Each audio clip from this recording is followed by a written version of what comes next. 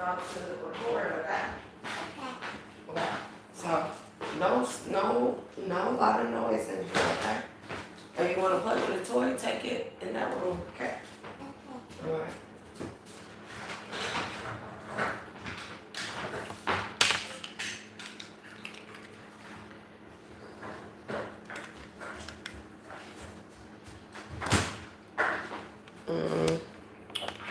I need my other charger for it. I don't know what y'all did with it. Shit.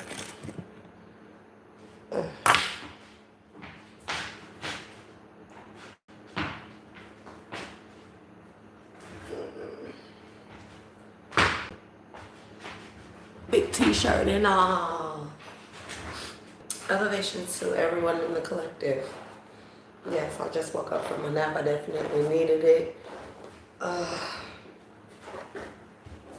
So we're gonna continue doing my lives. These next couple of lives will probably more than likely consist of whistleblowing on all these government programs, experimental agency programs, all of the everything.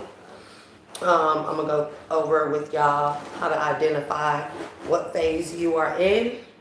For those of you that care or that believe in that, not everybody is a conspiracy theorist, and that's fine. But I'm gonna help people identify what phase you are in and what it is that we can do. Being divinely guided, being divine beings, being beings that have the crystalline cosmos in our blood, which is healing. Because if they are experimenting on us in any type of way, we definitely have antidotes to combat what it is that they do to us, collective. A lot of it is prayer. I'm heavy on prayer, okay? Especially gotten away from praying or even reading any of my Psalms, reading through the Bible, but I'm getting back into it as that is very important for me in this stage in my life. Also, I'm a bit cranky, so I'm fucking quitting smoking, collective. No more tobacco. Now, doesn't mean that the vapes are better, but they are a hindrance, a spirit, and a stronghold that have been an issue in my life. So I have made the conscious decision to stop smoking entirely. So pray for me, pray with me on that one. You know, kicking the nicotine habit is not the easiest thing, but it can be done. When I quit, I don't even know why I started back, to be honest. Nonetheless, elevations to everybody in the collective. Hopefully y'all have had an amazing week. We're at Friday. Hopefully everybody did something productive with their week or their day. Thank you for all the support. Thank you for everybody that is not, even if people believe that I'm a nutcase, thank you for just watching this nutcase, okay? You know? I'm trying to make sure I have all my stuff collected. I have my Bible, I have my shadow box, I have my past life cards, I have my notebook full of notes. Yep, so a lot of intense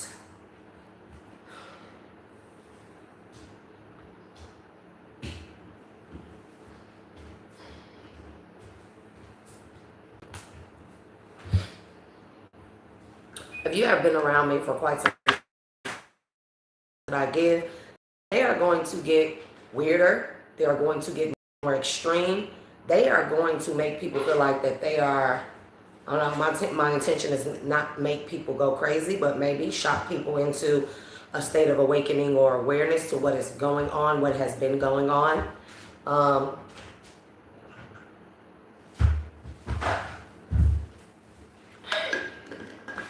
I've really been on some sleep water. That's how I've been feeling. So today, because of my live last night, they ramped up what is called the pain sensories, the pain the pain sensitivities. Okay, this is one thing that they do when you speak truth. Most people have, you don't know. Most people do know. Most people are aware. Some people heard the conspiracies of the smart dust and the computer chips and the things that were put in the vaccines to be placed in your body. So people chip at birth typically, especially if you're a chosen one or a star seed. They chip you, okay? There are different points in our lives. Let me not say our. There are just different points in my life where they have chipped me. I don't think I was ever born. I'm going to just leave that there. But when I was very young, another time when I was 5, probably 4, I do remember the medical facility. I do remember the doctors, the people in lab coats, even the extraterrestrial beings that were watching experimentations going on me. I laid on the table. Yep, crazy as it sounds. Like only certain people get, no, baby. It's happening right here underneath our nose, all our lives. I am a living, walking example of this shit, of proof of this shit going on. Elevations, Ron Lane.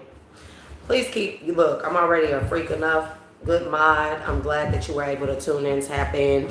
You know, I'm on my conspiracy whistleblowing shit. Please keep the creepos and the fucking weirdos out of here from talking that shit. I don't have time for them today.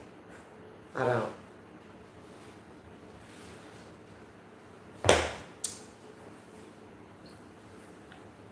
I am living, walking proof on the experimentations, the shit that they do, the things that have been done, the things that most people go missing for. People go missing for this stuff, for even speaking on it. So right now they have me going through the phase or the stage of, it's called the deprivation. Thank you, Ron Lee. This is called the deprivation stage, okay? When you start talking about, if you wake up and you start remembering stuff that your family did to you, the rituals, the everything, but then you start remembering the things about the hospital visits, the doctors, the things where you don't remember, but as you come into your awakening, your collective, you're going to start dreaming about crazy shit, and you're going to know for a fact this is not just a dream. That actually happened to me. The memories will start coming back. They do a lot of memory scrubbing and wiping via MK Ultra programming to a lot of us. Okay?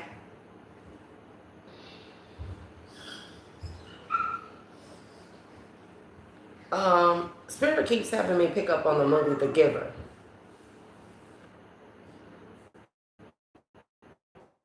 In that movie, collective, we are living like that. Okay? In that movie, The Giver, one thing I want to point out is that babies were,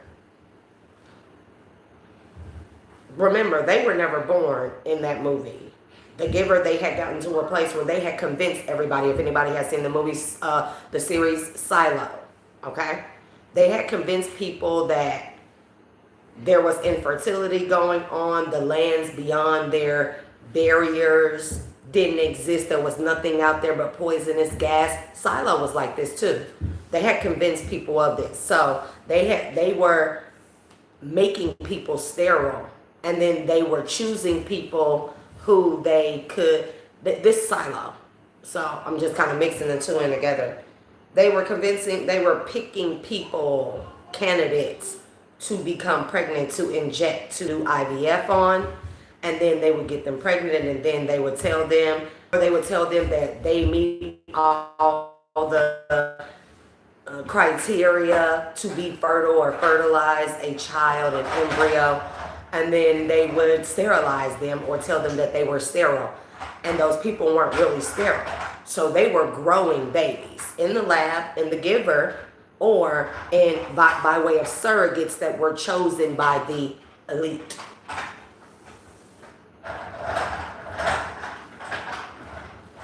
And then those babies that were grown, they were assigned to families. They weren't their real families. They assigned them to families that had certain roles, and that child would grow up and then they would go through a coronation or a ceremony, so to speak. I want y'all to hear me. To be assigned the job that these people wanted them assigned to, wanted them to work in the movie The Giver, and as well as in the movie Silo, or series Silo. They had convinced those people that that was the only silo. They had convinced the people in The Giver that there was nothing outside of their borders, their walls, aka the firmament, right? They have convinced us that there's nothing outside or beyond the ice walls, or they tried to convince us the ice walls did not exist. And now that most people are using Google Maps and Google Earth, right? They're finding that the ice walls do exist in one way or another, however people are viewing it. And that now, as people are asking, they're like, nothing's beyond the ice walls. Yeah, like they said in The Giver, like they said in the series Silo, okay? A lot of towns, even if you're in a big city, I say towns because I live in a town, but I'm from the city. So I've been here in this town for 13 years now. This is a town that is like front, okay? These people, when you first come here, so 5 years ago, when you look this town up, collective, you put in the zip, it didn't even show up on the map. I can't make this up. It did not show up on the map as Dermot. It showed up as Collins, and that's the flat land, farmlands, all the way that way. This town didn't used to show up. 5 years ago, this town did not show up on the map. You couldn't get cell service here. We had nothing worked. If you had T-Mobile, Verizon, anything other than AT&T subcontract or sub-partner, rinky-dink, or anything like that, that worked. Any other cell service, it did not work.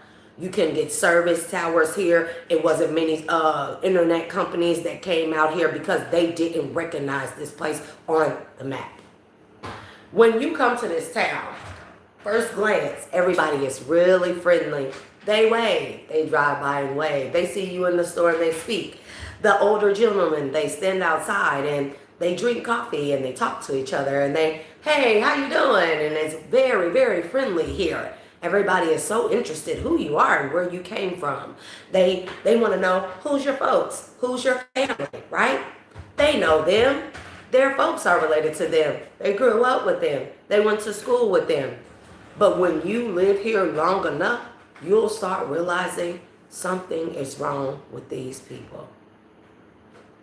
These people go from being the friendly people that you once knew them to being the people that help unalive folks, do stuff to children. Oh, that's bad here. And they keep it quiet. The drug shit that go down right in front of police officers, I've seen it. The unalivings, the shootings, the murders here, the break-ins, the shit that go on at the school, how they hire known and suspected P3DOs to work near children.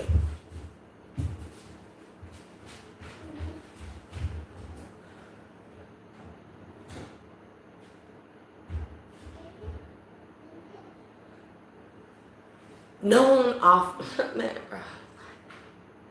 This town is not real. This is a experiment town. If you commit crimes and you need somewhere to hide, oh, you can come here. Because if you come here, they're going to help hide you and your crimes. They're going to help hide you from who you're running from. But you got to join their cults or covens. You hear me? And their cults of covens consist of a lot of shit that they do to kids here.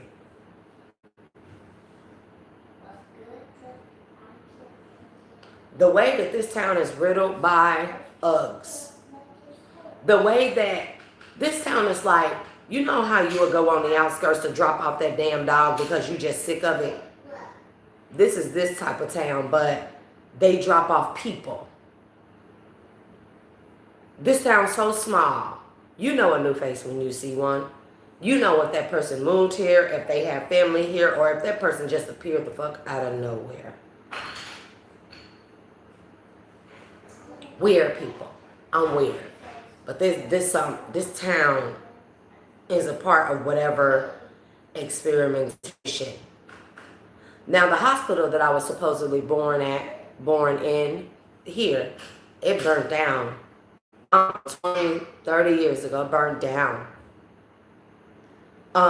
Before last year, since I was born in the state of Arkansas, I had such a hard time getting my birth certificate from the county. Why wouldn't they have my birth certificate available in the county that I was born? Now they redid the hospital, they moved it to Lake Village, Arkansas, and that's still Chico County. I'm born in Chico County. I was never able to get my birth certificate from the local county health department. You know where they would always send me? To the one vital record place, not the many administrative offices in Little Rock, which there are many, one. It wasn't until last year, 13 years I've been here, that I was able to go to the local county office and get a birth certificate. And when I did have to go through Little Rock, it took, bro, the amount, I couldn't just go on vital records or go up there or send somebody, I couldn't just do any of that. It was so difficult. It would take 2 to 3 months for me to get a birth certificate. When I had to replace it, when I moved from Indiana and came here. And I kept wondering why. The movie The Giver. So, my real name is Ara, A-R-A, Denise Johnson. My name is not Vashay Gaines. My name is Ara Denise Johnson. Or at least that's one of my last names that they murdered me off as and collected life insurance policy money or death benefits as. They said that at that name, they said that I was abducted. They said that a man who they had arrested for other abductions of young girls my age had claimed that he had abducted me and unalived me, but they never found my body. They never found her body. They just said that the man, they locked him up, and he had claimed that he had took the fall for other deaths who they found those girls' bodies, but they never found our Denise Johnson's body. They never found her body. That is me. My dad's brother works for the CIA. And not just no rinky-dink position in the CIA. He works in the position where they handle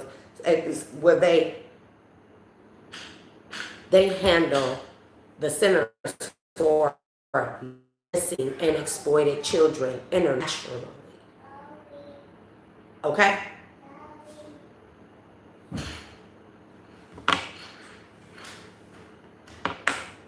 I contacted the detectives and everything. I told them, I want DNA tests.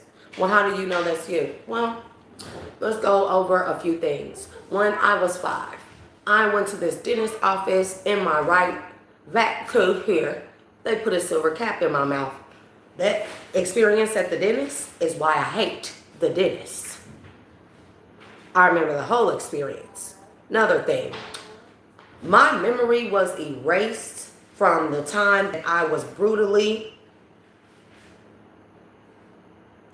raped by my sister's uncle in Big Sandy, Texas.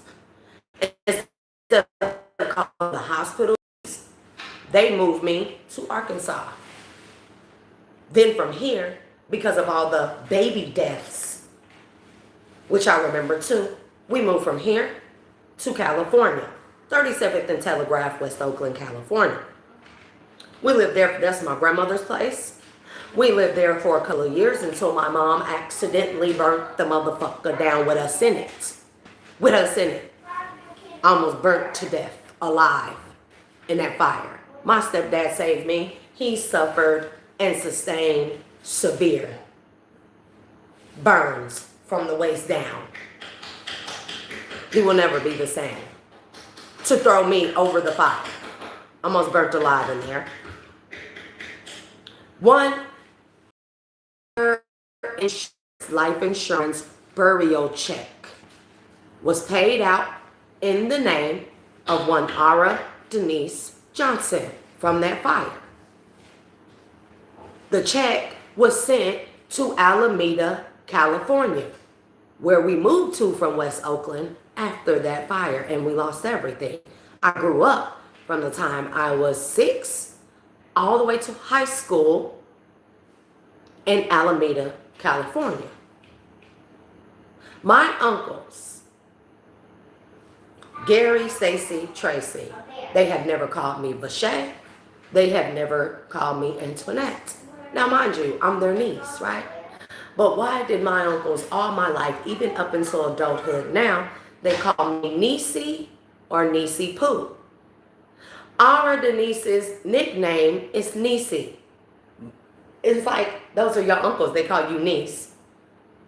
Nah, my uncles call me Niecy and Niecy Pooh. They never call me Vache. I have the pictures. When they moved me from Big Sandy, Texas, after they said I was abducted, I can tell you the apartments, how they looked that we lived in. I can tell you behind that. I can tell you the house that's over there. I can tell you the surrounding areas, what it looked like, where I grew up at. I can tell you what I sustained.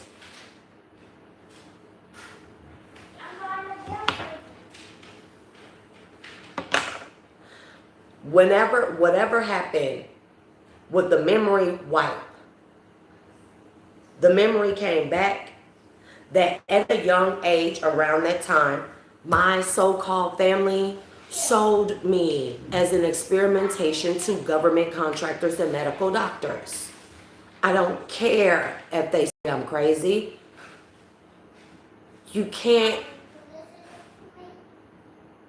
wipe a person's memory clean of their true experiences that happened to them in their life. And like I said, most people be like, they can't remember before 5. I can. I found that strange that people couldn't.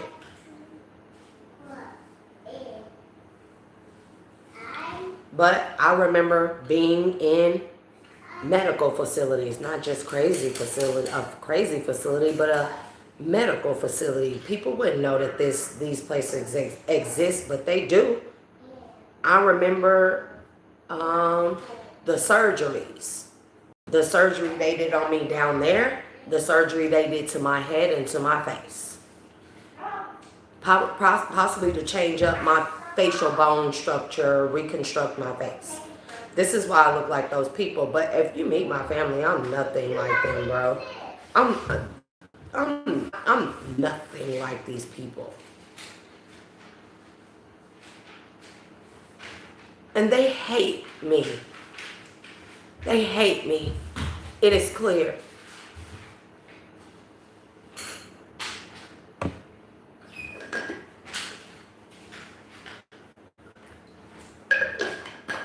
Another thing that I remember as being moved overnight in an orange shirt, no sleeves, and only my panties and a blanket. Okay?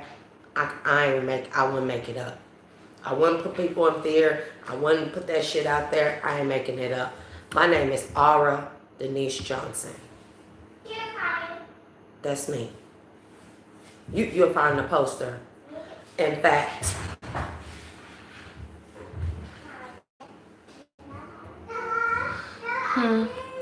let's see if I can find it.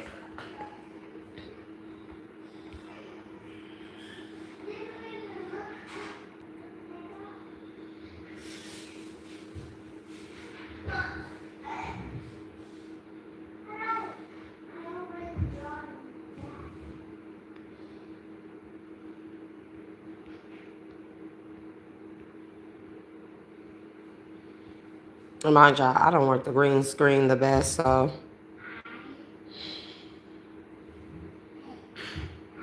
That's one, but I don't know if I really want to show my babies on there. Okay, I ain't gonna have no choice. Okay, I'm y'all can see it. Can y'all see it? See that picture? That's Aura. See that picture? This my son. See that picture? That's me. Now that's a picture I actually have. This is a missing child's poster. This is my oldest son that died. See that picture up there? That's my 7-year-old. Bro, that's me. That's the missing child's poster. That's the fuck me. I'm gonna let people look at that as much as you would like to. In this picture with the red and white that me and my brother took right here, you could just see me in it. That's when they had deprived me, starved me. I had lost weight. They had permed my hair to make it look less thin. But bro, that's me. That's me. That's me. And you can even see, you can tell you can look at the facial features. Genetics don't lie, bro. Look at my oldest son. That's me. You can't mistake it. I even put it up on Facebook, and I had my family members like, what the fuck does this mean? Because, bro, that's you. Like, why is there a missing child poster? And then next thing you know, I start suffering all the attacks, bro. I had been going through the attacks, but that fucking child right there, that's me. That's me, collective. Look. Look. Look. Genetics lie. That's me.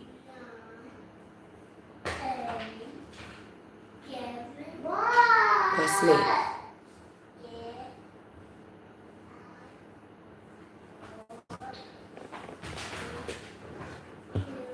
If anybody would like, I can leave that out for a little bit. You can look at my daughter right here. Look at her. This is my 7-year-old. She was crazy, but look at her. Look. Look at Aura. I don't know how to do this. Look at Aura. Come on, baby, right here. Genetics don't lie, my nigga. That's me. I'm not under no witness protection program. Don't let these folks lie to you. Nobody has come to me and said shit to me. If any officers, if any righteous officers are out there and they are telling you not to approach me, not to help me, I'm under witness protection, that is a lie. That is a way for these people to keep me trapped here in this fucking town. They are doing shit with my CDLs to keep me from being able to get a job. Bro, they are, at this point, my phone ringing, I pick up the phone calls hanging straight up. I'm not getting my phone calls.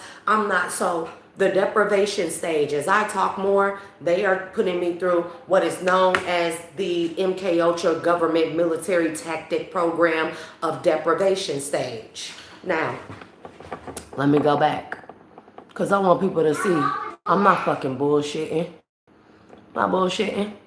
Look. Now, right here. Remember that Google? Y'all know how I get my SUPERS money. I got money sitting in YouTube. That Google AdSense pin they need for you to send, that they need for you to get in, like I don't care if people see my address or anything like that. I've already been doxxed. I don't care. People can know where I'm at. I don't care. I don't care. I don't care. I've already been doxxed. My identity has already been stolen. This is the piece of mail, bro, with the address, the authorization pin to be able to verify your address on your license or CDL. I've been waiting on this shit. It came. This is my informed delivery. It came May 15th. They ain't fucking delivered it to me yet, bro.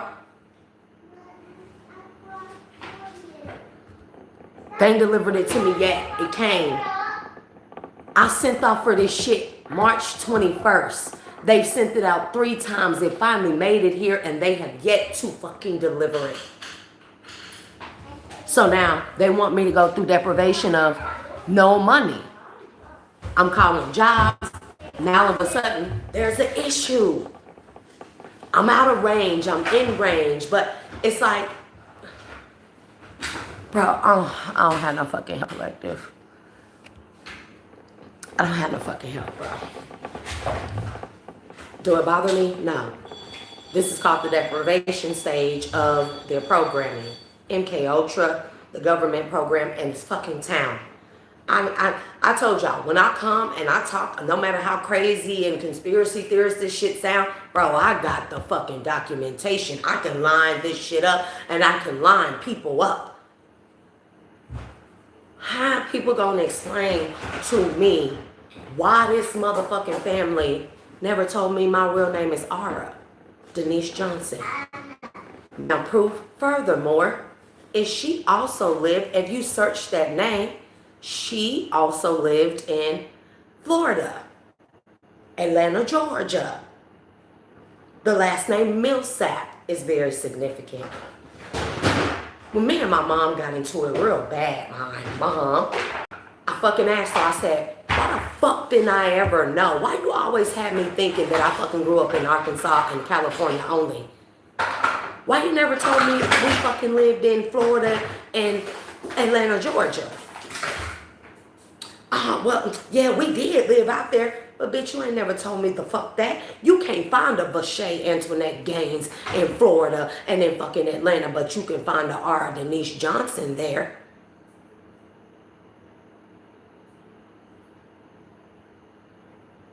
It's funny, Ara went missing the same month that I was supposedly born. Bro, I'm probably like 6 years older than I am right now. I'm probably 6 years older.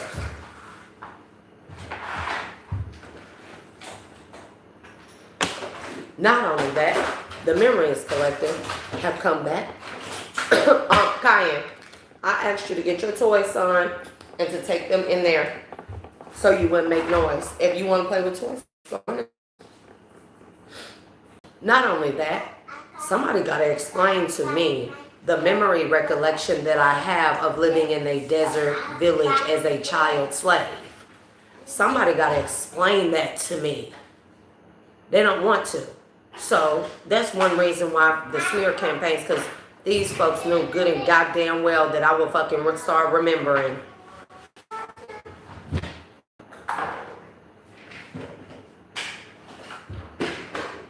They doing something to the water supply in this house, y'all. My kids have been getting sick. They doing something to our water supply. We take baths on the daily and stuff. My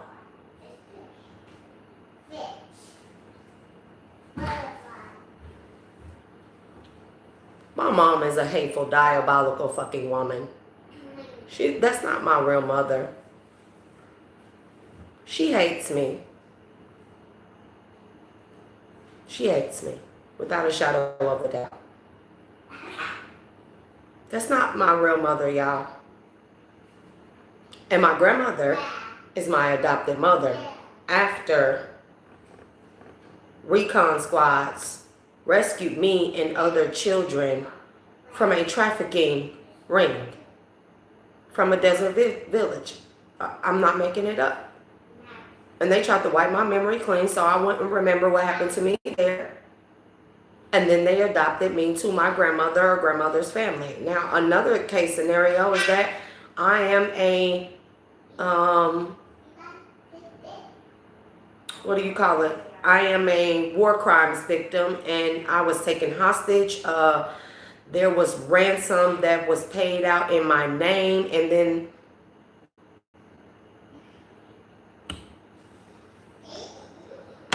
family, if y'all listening, my granny keep telling me that she gave y'all fucking a note. She gave y'all a note, a letter, paperwork that y'all were supposed to give me after her funeral.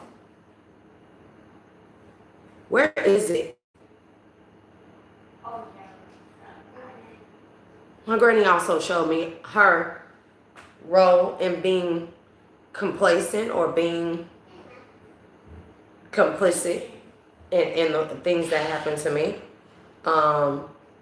Selling me to the highest bidding man when I was a child. It was a lot of bidders. It was a lot of bidders. Because you can no longer collect money from me.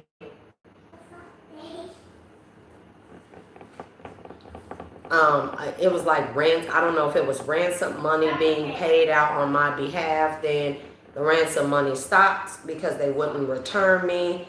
I don't know. I'm trying to figure out and put the pieces together, collective.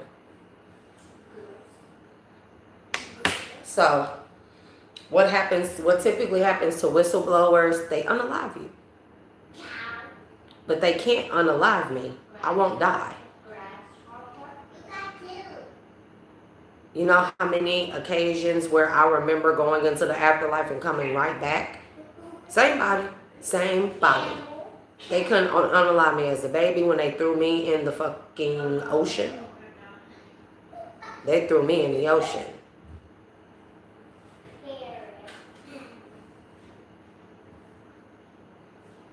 I don't want to talk about what happened in that ocean, but just know that I was saved. Bro, I'm not crazy.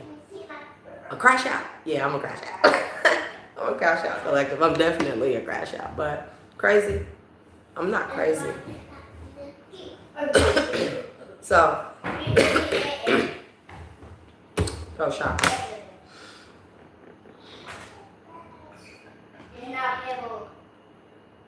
Because I am a survivor victim of a child trafficking ring, there was money paid out on my behalf. That was supposed to, I became a ward of the state. They don't want me to remember that. They adopted me out to this family, that family, whoever.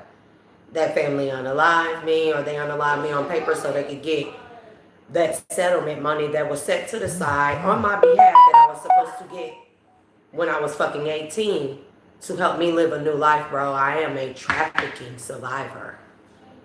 And there was money set aside by the government for me to live a specific life. This motherfucking family unalived me on paper to keep me from getting that money so they could be the surviving benefactors or beneficiaries for that payout. These people ain't never bought me a fucking pair of shoes when I was a kid. I lived raggedy, poorly. I never had a fucking new outfit unless my auntie went and fucking wrote hot checks, and it was her badass. I mean, she was terrible at it. But baby, if I got new stuff, it was from her. Schemer, scammer. I never had a birthday party collective growing up. I threw myself my first birthday party at 30. Me. I never had a birthday party growing up. I had a birthday cake or cupcake growing fuck up. They didn't teach me what a fucking period was.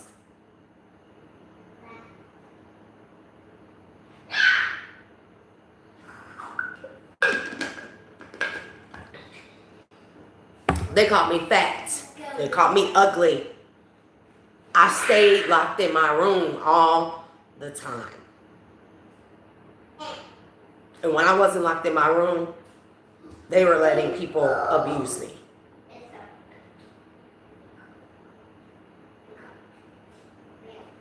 That's why these people hate me so much, bro. That's why they hate me so much. Can you imagine doing all that to a child, that child surviving, and not just surviving, thriving, growing up to exhibit a level of intelligence that is beyond human measure? And they like, oh no, she gonna become somebody great. We can't stand to look you, and this is the energy. They can't stand to look me in the face knowing that they did these things to me and I'm still alive. Can you imagine looking at yourself through the face, the eyes,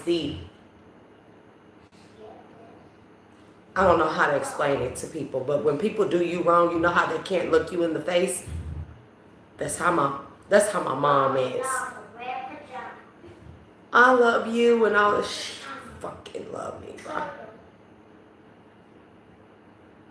That's not my mom. My grandmother it was my adopted mom, but she's not even my mom. And she wrote that in that letter at her funeral. I did not go because I don't like it. I live a life around death. and wickedness. I don't like funerals. I don't like hospitals. I damn near passed the fuck out on the fucking porch when they said she died. Stockholm syndrome. Choosing the lesser of two evils.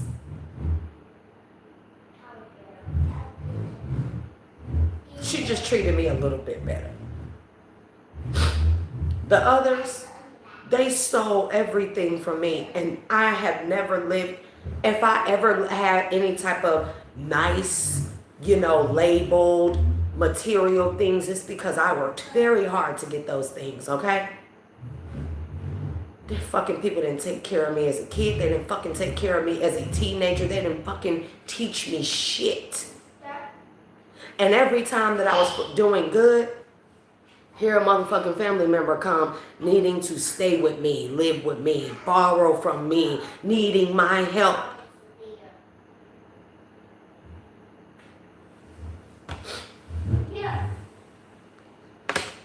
Motherfuckers also got a government disability check for me growing up. And how poor I lived.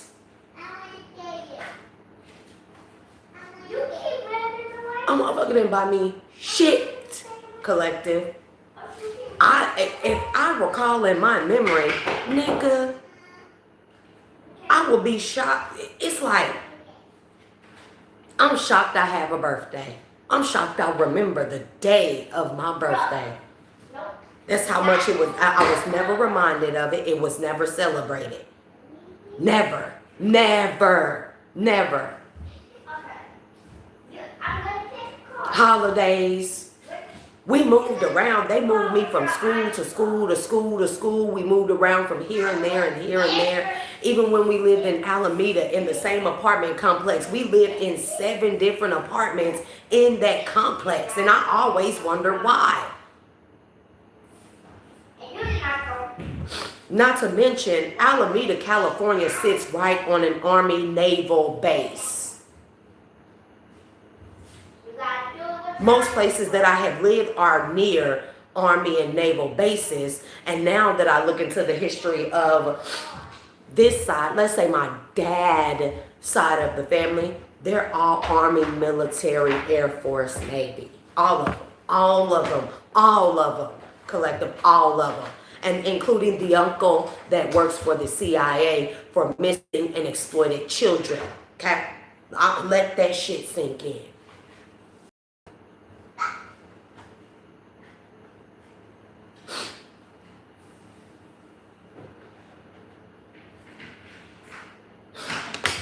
So, a lot of people, again, going back, I'm in a deprivation stage, right? Yeah. A lot of y'all will find similarities. I'm not trying to project. I'm not trying to make nobody think, okay? Or make the pieces fit. I'm pointing out to you my life. A lot of people gonna find similarities in their life in one way or another. The dreams where you're being abducted or you're running from that bright blue light. Bro, those are real. Those are real. At different points of time where you go for all the different vaccinations, what they do is inject you through those vaccines with computer chips. These computer chips are, they are engineered to migrate to different parts of the bodies. They are smart computer chips. They've been around. If they tell you AI exists now, that shit been around hundreds of years ago. Time travel, teleportation, micro, nano bots and chips and stuff, smart, dust, all that stuff been around. It's been around. They got this from AWAS. They got this information from AWAS very long ago, okay? It's known as the deity of war and the betrayer of the Galactic Federation. Y'all, some people may know him as Yakub. Some may know him as Jacob. Another name for him is AWAS. Okay. how these people know about these things, how they were able to detect special beings, supernatural beings. When you're born, they test your blood, they prick your foot, they enter you into a blood oath contract, they assign you a name and a family. So they put these chips in you during the different stages of your life via the vaccines.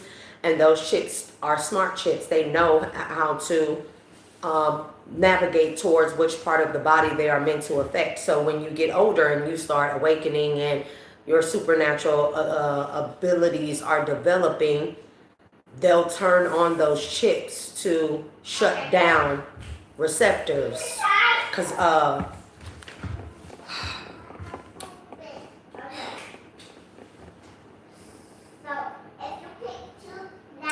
I like science, I like bioscience and all that stuff like that, collective. I like technology, I like coding, decoding. I like all kinds of things, okay? Science is one of my favorite subjects here. Very curious as to what I am, how I'm made. So how they do this is the microchips or the nanobot microchips that are AI smart technology. They're interactive with the body. They are already encoded, and they know which part of the body to navigate to. And typically most of them attach to the axon, the dendrites of our nerves. We have nerves everywhere, but particularly mainly in our brain. Our brain, it is the command center. It's the command center for motor skills and function, cognition, memory. Okay, we're gonna table that because there's no place in our brains for memory. The memory is in our DNA, but mind you, the brain tells the DNA what.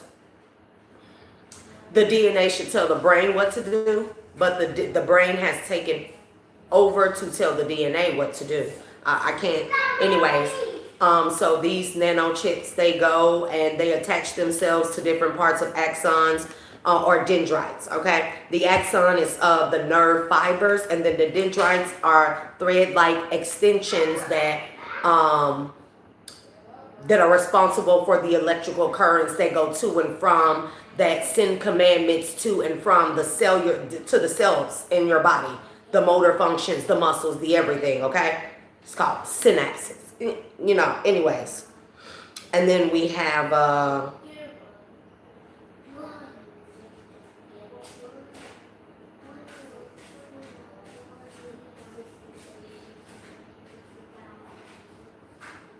okay, and then not only that, how they are telling me is that, because I was trying to remember, like, what are the double helix strands called? They're called base pairs. I was trying to remember those. Base pairs, and the base pairs are made up of myelin sheath, okay? And they are, myelin sheath is basically it's like the fiber tubes that contain the fluid, the plasma, but they like to call the plasma, I wrote it down so I don't get this wrong, okay?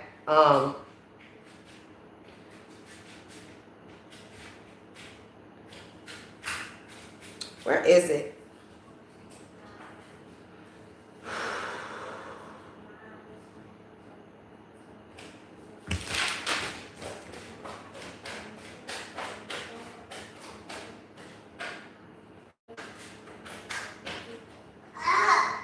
I wrote it down. Why does it look like it's gone now?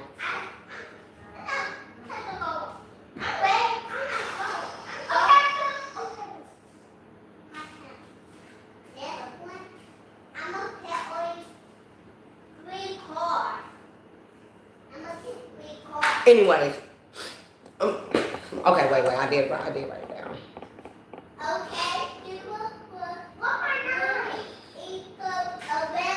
Anyways, these computer chips act like okay, the dendrites.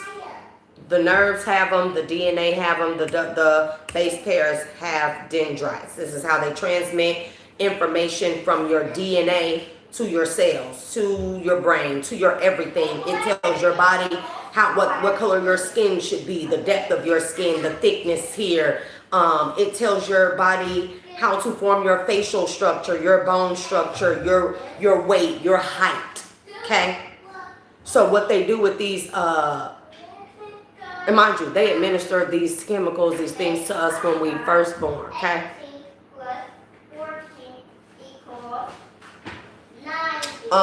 These chips that they give to us through these vaccines, they act like jellyfish venom.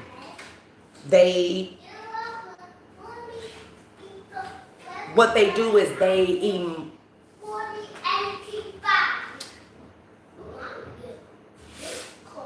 they cause extreme damage to the nerves, to the dendrites, to the electrical pulses from the DNA pair. It causes, I'm telling you what I was told to write down. It's called nematocysts, okay?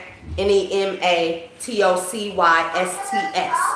These, I don't know if the chip itself is made out of some type of it mimics, it's an artificial like jellyfish venom, because that jellyfish venom could cause severe damage, nerve damage, okay?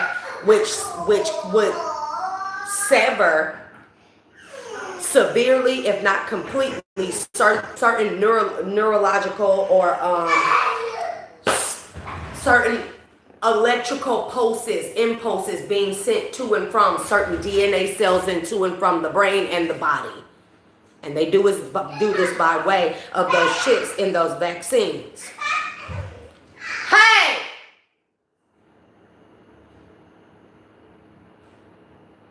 Kaya, if you don't get away from him, me and you gonna have problems. Kaya.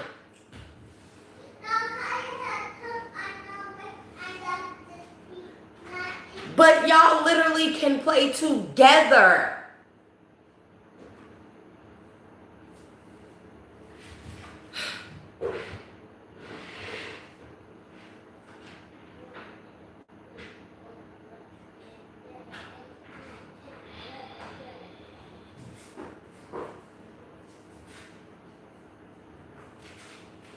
These nanochips would also mimic, bro, it's a lot, man. These nanochips, they would mimic, because what they gave me, the word nematocysts, but they also said isotopes, right? So those vaccines, the fluid in those vaccines, it mimics certain chemical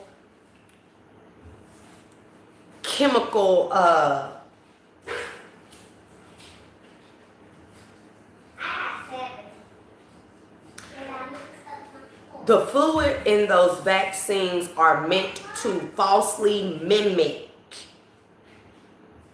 different chemical reactions in different parts of the body. Every different part of the body has a different chemical reactive center that is controlled by the brain function, the dendrites, the neurons, the firing synapses in the brain. So when they give these vaccines to us at each and every different stages of our life, those vaccines will mimic different parts of our body that are supposed to come online neurologically, electrically. And that part of the body, it will recognize that synthesized chemical as being a part of that chemical process and a natural part of your body. It will absorb it in, and then the nanobots, the chips in there, they will turn, and when they are accepted in through the nodes of Ranvier, okay? Through the nodes of Ranvier. This is how these are the spaces, the gaps in between the tubes or listen. The body accepts that chemical in, and then the nanobots activate and turn on this nematocyst jelly-like. It mimics this nematocyst jelly-like thing where they destroy or heavily sever or heavily alter. Bro, it's not even alter. The point is for the chips to cause such nerve damage to that particular part of the body where they never wanted to come online. This is what they told me. But they can only, this is the thing, is that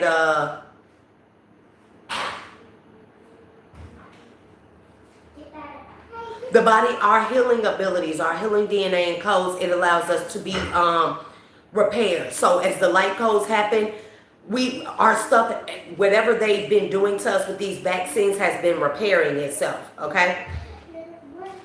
Now, there's a particular group of fibers that they are still able to, that have not been repaired in our body, and that's because this group is group C. It's the group C fibers. They lack myelin sheath. Myelin sheath is like it's like a tubing that surrounds the fibers, the nose, the hair. They surround the dendrites, okay? They surround the nose. And in the myelin sheath, it is filled with lipids. And if you know anything about lipids, okay? Lipids are contained in the saliva and in the heads of sperm. And they dissolve. They have a dissolving factor. Too loud. Too loud. Lipids have a dissolving factor. That's how sperm head is able to, what it looks like, wiggle its way through the ovum's wall, cell wall. It has the sperm head is made up of memory, DNA, and lipids. The lipids in the sperm head allow it to disintegrate or deteriorate enough of this the egg cell wall to get in. This is how it's done. So because all of the other group A and group B fibers of our dendrite, the axon, of the nose of Ranvier, the base pairs of our DNA, bro, because they all have myelin sheath. Group C fibers are devoid of myelin sheath. They don't have lipids, so they can't eat away because the body, it adapts. The body has recognized that these vaccines are synthesized forms and not real chemical process. Our bodies are upgrading. The body is fighting back. The body's immune system has upgraded. So it has started adapting to the fact of recognizing the vaccines as a foreign agent and as a threat, because what it does when it enacts this whole nematosis, like, it's like, listen. So the only way they can get it, they can still affect us now, is through the group C fibers, because they lack the myelin sheath. So they did give me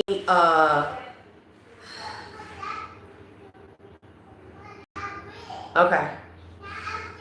So they did give me a antidote, a remedy. I'm telling y'all, this why they don't want me to have, like, they don't want me to pursue my job or a job in truck driving. It's too much money. They know what I would do with that money. These people. Hi. Can you go in the room and shut the door? Not be so loud. Can y'all know, scoot that over there, scoot that across the floor.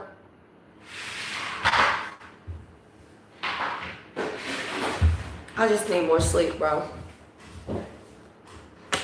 Because they wake me up midnight and they just start giving me stuff, and I write it and I research it, and I know what the fuck I'm talking about. I know what I'm talking about. They showed me how to repair or to protect group C fibers in our bodies. And they know what all the money a person can make driving trucks, bro. Now all of a sudden, my mom, she done, man, bro, like, when people say they support me and they want me to succeed, they lying. They lying. She was going all the way to Georgia. She left me the car. I was going to truck driving school, bro. I graduated from there. If anybody remember me doing my lives and stuff from there and stuff, like, bro, I got up at 4:30 in the morning, Monday through Friday. I had to be up at the school by 7. That is an hour and something drive. I was there from 7. We would get off at 3. I leave from there. Typically, I would leave from there and go an hour out of the way to Monticello, to my sister's house, to pick up one of my daughters, a 17-year-old, a 19-year-old, who I was dropping off every other day there to keep and watch my sister's kids. Drive back here and 45 minutes the other direction, come home, bathe the babies, cook, get ready, go do my lives. Mind you, I would still do 4 lives in the day. I was doing well. I was on my way. Here my mom come the fuck back from Georgia to handle business. I ain't seen her fucking handle shit yet. She came and took the car back. Okay, that's cool. I did what I needed to do for school. But then you also went out of your way to go and hire that motherfucking nigga from Florida to do what the fuck he did to me. And motherfuckers can't tell me that I'm tripping. Oh, I made the links. Then got the nerve to fucking ask me for money on the bills, and you getting a whole motherfucking disability check for my 17-year-old daughter that you never fucking told me about. And got the nerve to ask me for some fucking bill money. You live with me 8 months in my other place in Indiana. You live with me for 6 months, bill free, rent free, food, expenses free, and drove all my vehicles, never had to put a lick of gas on it, but you getting a check for my motherfucking child and got the nerve to ask me for some fucking bill money. You come back here, you ain't handle no business but trying to be in my fucking business. Now I got problems in everything. You say you want to come support me, you won't help watch the kids. If I sleep past 6, 7 o'clock, the babies get up. You will wake me up, talk about Kaya says she want a grilled cheese. You're her grandmother. Fix her fucking grilled cheese. You already didn't raise me. But you've been living out there since she came back. She took the car. She been living out there with my sister. Bet you she watching her kids. Bet you she feed them. Bet you she bathe them. She honored them so much. And she treat me and my kids like we the scum of the fucking earth. Because that woman not my real fucking mom. And she gonna feel a type of way. I'm fucking tired of holding this in fear of her telling us to get the fuck out of here. I don't give a fuck. If I gotta get the fuck out of here, you need to run me my motherfucking money. You, Miranda, Martha, all of you motherfuckers, y'all need to run me my motherfucking money. The money my grandma left me that y'all stole, and then my auntie claimed that it was gambling winnings. Nah, bitch, you a scam artist. You stole that money because y'all told me my grandma left me death survivor benefits and then turned around and said that nothing came of it. Bitch, it is or it isn't. If she left me death survivor benefits and then nothing came of it, like, they be lying.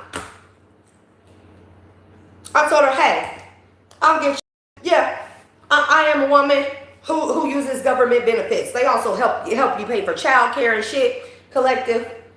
So they'll help me pay for child care. They'll help me pay whoever for me to go to training, right? I need an adult here. Yeah, my daughter 19. Yeah, my daughter 17. I mean, I talk them well enough.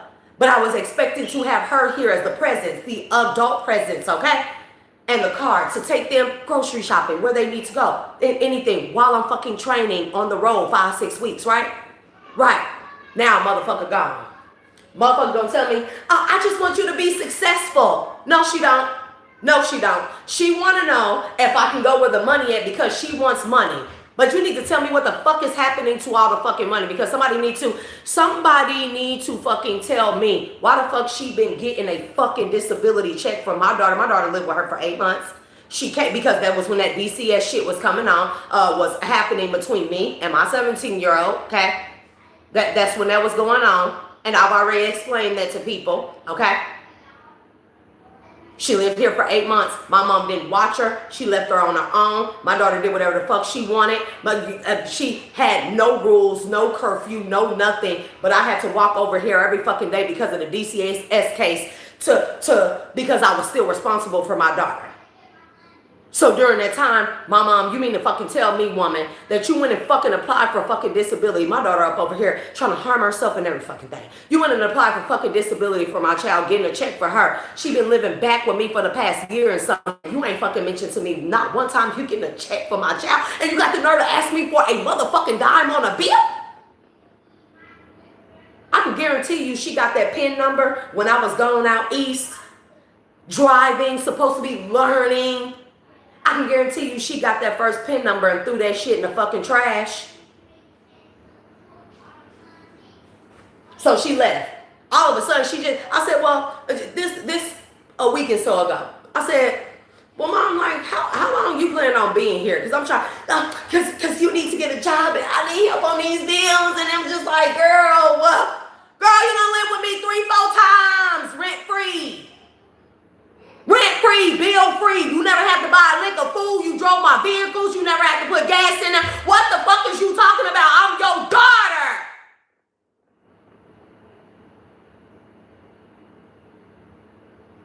You always fucking up there with with name, my baby sister. She never used the car. She never came up here, bitch. I was dropping my daughters off to watch your fucking kids. Why you fucking go out party sucking fuck? Ho? Fuck you talking about, bitch? I never came up there. I went up there every other fucking day and you never gave me gas. You never know nothing. But you got to learn a motherfucking, this is what people do. They scapegoat me in this fucking family. She had the car and she never came up here. Bitch, what you mean? That's why I keep my location on. It fucking records everywhere I go, every time I fucking go there. Now she not here. How I'm just gonna up and leave my kids and try to go fucking get a job? They don't want me to have that fucking money, make that money, because them people don't want me to get the fuck out of this town, for one, because they need me to stay here so they can keep trying to subject me to the fucking experimentations, the pain, the suffering, the gang stalking collective. Hear me now.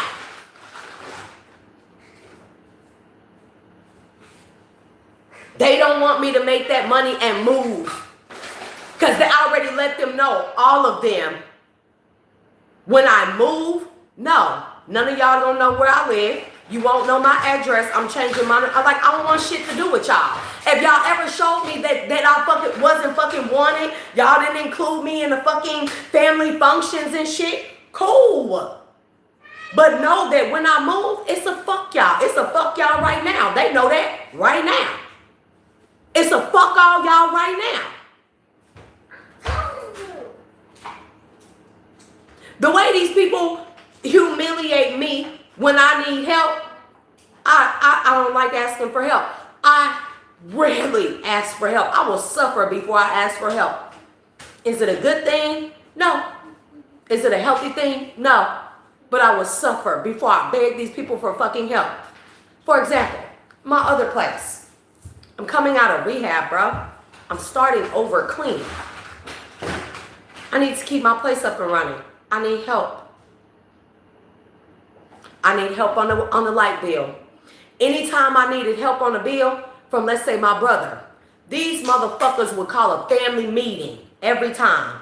If I needed $20, $30, if I needed $40, then I had to create a budget sheet with all my expenses, everything, all my money coming in, all my expenses, what I'm spending money on, what I'm doing daily. I felt like I was at the workforce center, and bitch, I'm already signed up for programs through that.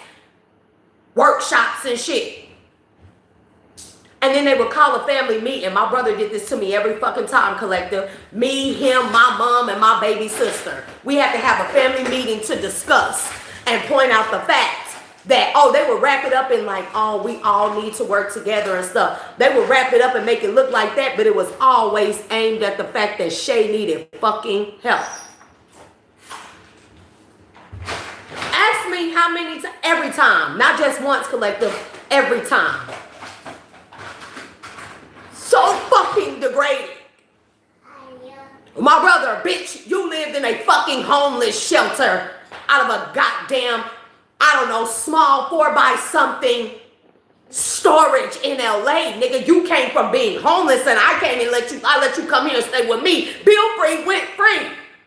Bro, go get your CDLs. That's the big thing out here. Nigga, you ain't got no kids. You come stay with your sister. You don't have to pay nothing. You're my brother. I got you.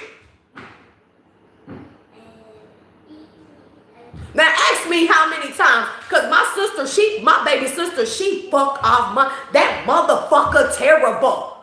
Terrible. And she is always the one that everybody look at her like she's the baby. No, she's always the one like, I need help. I'm going through this, I'm that. Everybody fucking help her.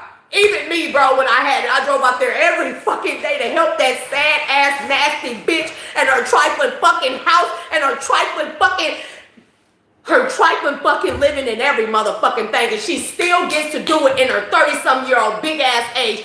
How many times do y'all think her or my mom, when they needed help from my brother or one of them from the other, how many family meetings do you think that we had?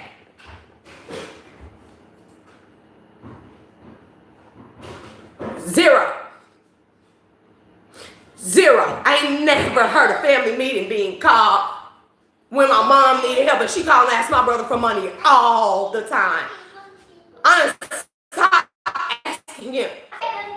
She called my brother for money all the time. But when you work, you get a check every Friday, and you get disability check for my child, bro. You weren't telling me about. But you call and ask my brother for money all the time. How many times we done had a family meeting call for her? Zero. How many times we done had a family meeting call for Nene? Her kids need shoes, her kids need clothes. You're buying her kids brand new TVs, computers, tablets, phones. You're paying for this, paying for her furniture, paying for a table, bought her a washer and dryer, bro. No. How many times we had a family meeting for any of that shit? Zero. Shay, it's always a family fucking meeting. This is how they do me. So I said, fuck it, I would rather fucking suffer. Not to mention, my brother, you gave her a fucking credit card from December all the way to fucking April. Even if they had a $400, you was paying the bill, it had a $400 limit. You say, sis, okay, well, you finna do the truck driving thing. I'm gonna let you get the car, sis. Nate, I didn't want to tell you, but you know, I've been helping Nene out all these months, and I'm finna help you. Nigga ain't paid the fucking balance on a fucking car yet. I just flung it to the fucking side, because fuck it. I promise, sis, I'm gonna pay. Well, bro, I'm trying to get this internet so mama can disconnect her internet. She ain't hardly here. I can get my own internet through AT&T. I need to pay a deposit because I got a fucking identity theft credit freeze on my shit because that's how much I've been suffering with fucking identity theft. A motherfucker said, he said, oh, what you need to, well, I got you, sis. I got you tomorrow. Oh, the next day. Oh, but sis,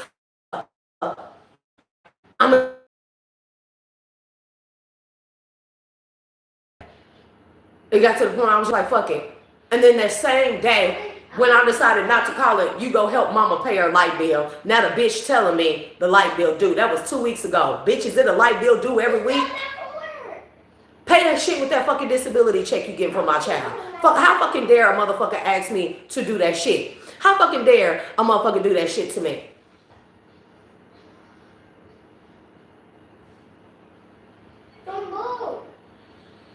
I don't want a motherfucker to ever tell me that they ever fucking help me because it's a fuck y'all. All of them.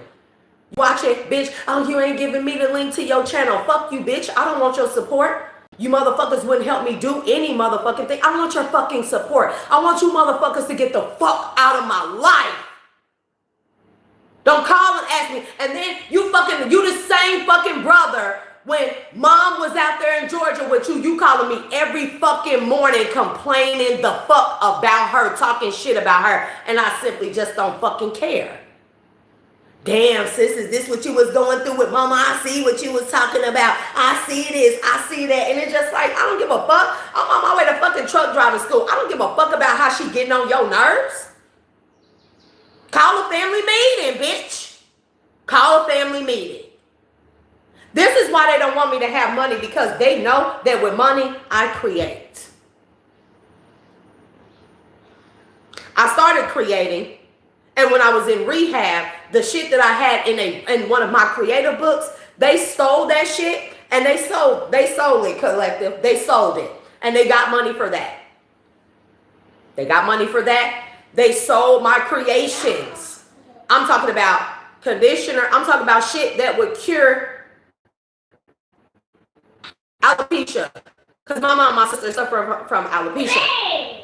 Stuff that would cure that. Would cure skin conditions and diseases. Bro, I create.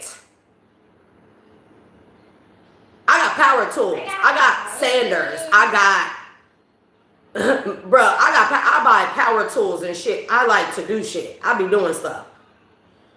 They don't want me to have money because they don't want me to create stuff like this that will help people. That will help rid. Because a lot of our illnesses and sicknesses, bro, even mentally, is due to all these vaccines. To the effect that the vaccines have been having on the body.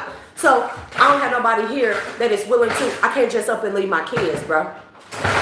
Just to go training. I mean, I can, but I can't. Now, my mom not here. You said you was going to be here until either you move back to Georgia or until I move where I was moving to, where she think it's somewhere else, but I had to lie to her and tell her it was somewhere else. Because she the type of motherfucker that'll call the fuck wherever I'm moving to. Oh, she'll fucking call the housing agency. She'll call the city, the state where I'm moving to. And she'll try to get a jump on me and be all the fuck in my business. I had to fucking tell her quit fucking doing that while she was in fucking Georgia. Quit fucking calling them people asking my business.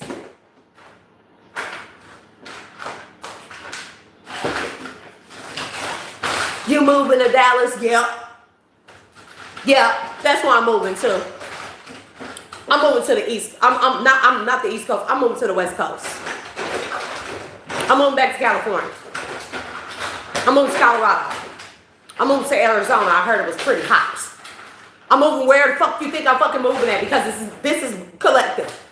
I feel like shit, for once in my life, I need to fake my own fucking death to get the fuck away from these fucking people, because she literally has been calling people where she think I'm moving to. Motherfucker won't even help me here. You won't even help me here. Why is my business pertain you? Worry the fuck about NA. That woman hates me. She fucking hates me, collective. You'll never know. People will never know what the fuck it's like. You want my life? Bitch, have it. You want my powers, my gifts, my intellect? Bitch, have it. You have whatever the fuck that comes along with it. If I could be just normal, I would be. When motherfuckers start going through the gang stalking, the government experimentations, the unaliving attempts, the things done to your kids, the suffering. When they ramp up those chips in your body here, the one placed here, the one put in your heart, the one put in your mind, when they turn them chips up and you start suffering, your body goes through pain. When you start aching out of nowhere, when you're having problems out of nowhere, when you can't sleep, when they ramp that shit up in your body, hey, don't say you don't want the gifts. Don't say that you don't want the connections, the intelligence, the smarts, the every fucking thing. Don't say you don't want that, because people think that they want something that they fucking don't. And mind you, you got to fight through that shit, because you got levels of intellect that are being given to you every day on what needs to be done and how it can be done. And so you got to make sure that you are strong enough to fight through the suffering, baby, to live, to create.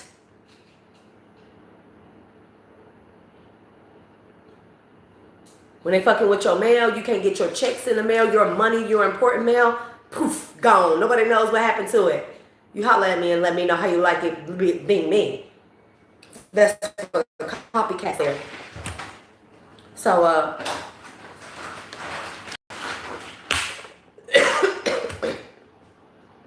everybody, now that I got this channel, everybody in my family, my sister, everybody want to be spiritual and be talking about energy. Bitch, get the fuck off my phone. 13 years ago, I was talking about this shit, and you motherfuckers was still on the black power shit. You got to be able to elevate above that. It's not just that it's about black power. We have evolved past the colorism shit, the racism shit. It's still going on, but that's because those paradigms, those falsehoods want to keep us there. We have to evolve past that. We can't keep arguing black and white no more, collective. It ain't fucking got us nowhere, have it? Now everybody, look at the trends, look at the look at the shit. And even if it is blacks being attacked or melanated people being attacked, nigga, arguing black and white is not motherfucking getting us there. We need to move on to something next. To shit, solutions, shit that actually work. I'm not a talking type person. I talk, but you know what I mean. I talk, I find solutions, I put the shit into motion. This is what they don't like about me. So that truck driving money, the money that I can and will make, it's being slowed down. Fuck it. It's cool. It's cool because they're trying again. This is a military tactic, collective. It's called the deprivation tactic. This is what they do to people like me. It won't stop me from trying, from talking, and it's not going to stop me. So thank you to everybody that does help me and that supports me in any way that y'all can. I don't have much of it, but for the people that do, bro, like, I love y'all. I love y'all. I love y'all. That's more than I ever had in my entire life. So I'm willing to help any and everybody. Moving forward. So they're going through the deprivation tactics. They won't let me access any of my money. They're blocking my shit. If you don't believe me, they doing this shit too. There's another reader, or she's a messenger. They did this to Olivia Marshall. She's on here. I know that girl not lying. That's why when I came across her channel, I knew exactly what she was talking about, bro. The shit that I was like, she not lying. She not lying.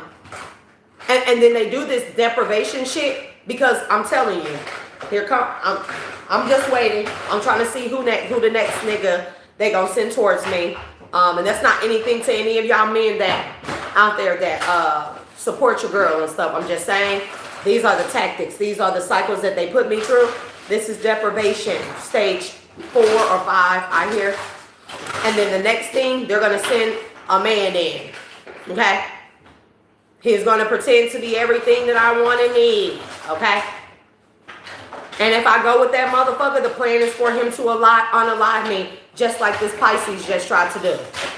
And then when they can't unalive me, when I stand up for myself, when I start recording niggas, and they know they're not gonna get away with my death. They're not gonna get away with trying to traffic me or kidnap me. They will start adding into the smear campaign. This is the cycles, y'all. This is how this shit goes. This is how this shit goes. So I'm not, at this time, masculines, y'all need to know, friends, supporters, yes. Dating, romance, I'm not worried about that right now. It's too risky. It's too risky for me. Motherfuckers will come in and be like, oh, well, I've been driving 17 and a half years. I got this and I got that. Then you want to do that. You want to work teams and you want a fucking relationship. It's like pick one or the other, nigga. We going to have a relationship. We going to be working. But if the relationship gets in the way of my money, I don't want the fucking relationship. You got to know that. And then the motherfucker try to be abusive towards you. And then they go on a smear campaign about you because they worried that you got recordings of them. What you do? You have recordings of them bragging about raping you. Bragging about being abusive towards you. Sure do. Sure do. So be careful with them smear campaigns and how my name come out of your mouth, okay? Niggas can talk all that fucking shit with spit flying out of their mouth to somebody else's face. But I have recordings. I stay recording shit because of the shit that happens with me. And Spirit told me, hey, if anything go on, share that video documentation, baby, because I got it. And a motherfucker face ain't on there, so you can't see the image, but you can hear the voice and you can tell whose voice it the fuck is. You can hear me screaming, yelling, stop, get off of me, don't do that.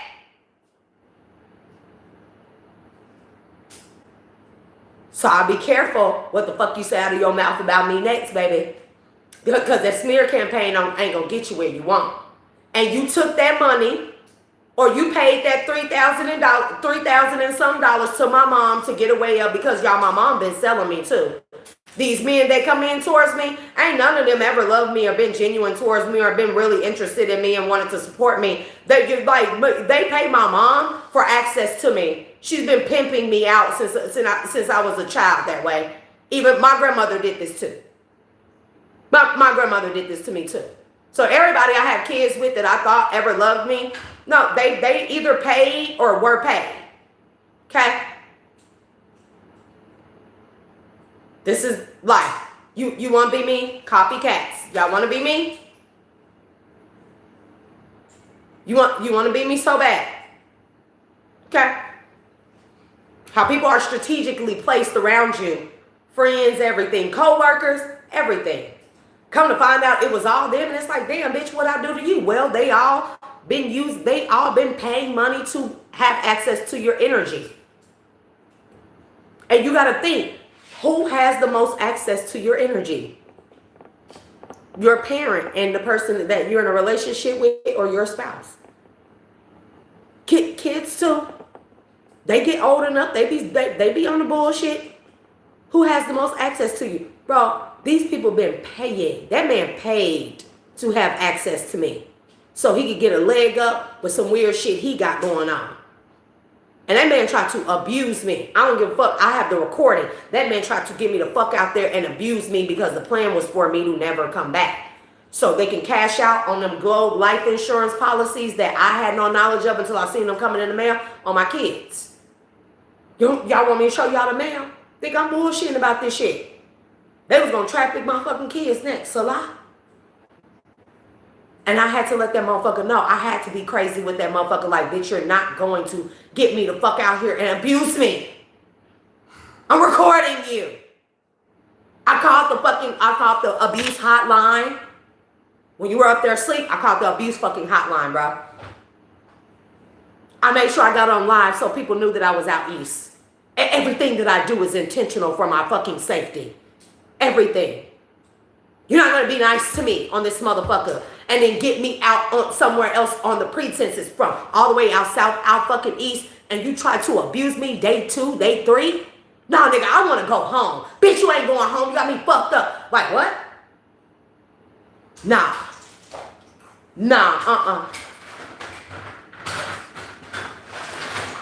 So I video documented everything. Because the motherfucker did, when I seen the motherfucker was trying to pull it, when I snapped the fuck back out, crashed out on the nigga, told him, don't grab me, don't touch me, don't fucking call me out of my motherfucking name. A simple disagreement do not call for you to call me bitches, hoes, tramps, trifling bitches, dog ass bitches, black whores and bitches, stupid dumb bitches, raggedy wig bitch. For a simple debate like accidentally putting lima beans in the wrong batch of rice? Nah, bruh. Nah. And then when I fucking crash the fuck out at you, tell you to watch how you talk to me, you try to turn on a video camera to my, bitch, you better not touch me, I'll call the police.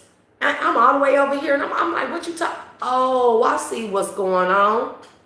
You out here, you got me out here, you keep talking about, so you don't like to do drugs no more? Like, I like to do drugs, and I like to get real freaky because it made me real hard, and I like to get real freaky. Bitch, I'm a recovering addict. Why would this even be a conversation? Why you keep asking me that? Why do you need to do drugs to get freaky? So that let me know you doing drugs, bro. So it all aligns and adds up. A motherfucker from Florida. Guess who went on a trip with a friend to Florida 3 weeks before I met them? My mom. Bitch, don't try it. Don't try it. And it just so happened that I meet somebody while I'm in truck driving school. That's a truck driver that's been watching me and studying me. This is what he let me know. Watching me and studying me. So in love with me. He want to train me. I don't need to be no relationship stuff. But then you want to incorporate the relationship shit. Like, okay, let's just work together. The relationship shit ain't gonna fucking work. I'm good. Bitch, you just and I'm just like, nah, bro, I want to go home. Everybody want to fucking leave me. You come down here, you crash my shit. You fuck up all my shit. My money going blue, blue, blue. My feet going blue, blue, blue. And this motherfucker always you bitches. You dumb ass, black ass, whore ass bitches. And you motherfuckers always trying to motherfucking destroy some shit. Nobody ever want to fucking help nobody. No, nobody ever want to let a man leave. Nobody ever. And I'm like, bro, I just want to go home. I had to start fucking recording, collective. I recorded every fucking thing. on 2 different phones. Let a motherfucker try it. Let them keep talking. I will share that shit. And motherfucker talking about, bitch, I'll sue you. You can't even record me without my knowledge. Well, I'll take the chances of you suing me. And then motherfucker go right on a smear campaign. I can guarantee you something. That motherfucker put some shit in my food or drink. It's not the first time that happened to me, collective. It's not the first time that happened to me. Somebody putting drugs and shit in my food or drink, bro.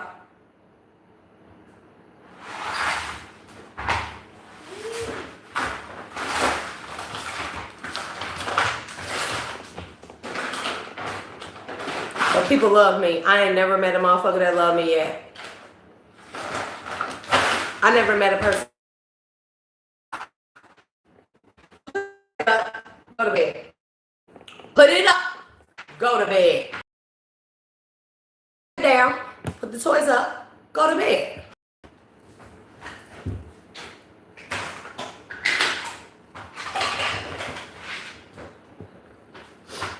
I needed a break today. I'm frustrated, especially after last night, bro. And my 17-year-old, she got up and she did she fed them and stuff. Like, we did go, I bought them something to eat and stuff, thanks to a donation that I got from somebody. I bought them something to eat and shit. I got more data. My 17-year-old, she gave them baths and stuff, took them outside and let them play while I rested. So I'm very grateful for that.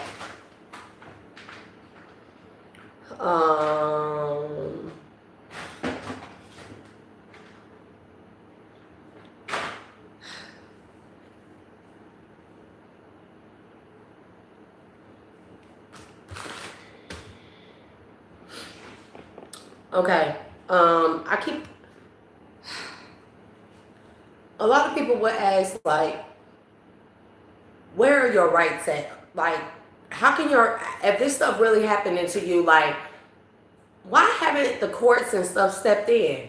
Okay, well, because when you are a ward of the state, whether you know it or not, you're a ward of the state, owns you. You know that? The state is your owner. And they know that when you become 18, technically, you would be considered an adult, or you would be legally and automatically emancipated from your parent or parental figure. If it's a real parent, biological parent, adopted parent, or a ward of the state, legally, automatically, you would become your own person, your own caregiver, your own everything when you turn 18. So one of the tactics that they use is they patent you. They patent you. You hear me? They patent you. Before you turn 18, they patent you. They found around that. So even when you think you're 18 and you have your own car, your own house, technically how the state can still, even if you grew up with your biological parents, if they ever experimented on you, they patent you. There is a patent. When I kept saying I see divine beings and chosen beings and people's names, I seen files. And it got your kid picture from the GATE program or from kindergarten. It got your kid picture on there in the corner, and it has XJ or JH and then a number. Those are patents, nigga. Those are patents. They patent you. Us, me. Fine. I'm not going to say y'all. A lot of people going like, I'm not patent. I'm not a weirdo. I'm not an alien. They're not experimenting. Fine. Me, they patent me. So when I was a kid, they subjected me to all type of, not just the vaccines and the chipping and the experimentations. They injected me with their experimental drugs. Okay? Not controlled substances. These are drugs. These are shit like Dr. Jekyll, Mr. Hyde, Frankenstein. They subjected me. They injected me all throughout my life, collective. They injected me with things. And the thing that they create is a patent. Okay? So long as that exists in my body, they own the patent, which gives them claim to my vessel. I want y'all to hear me, bro.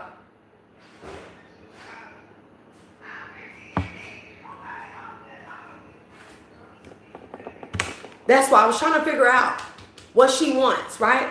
This professor of Cambridge, her last name is Curry.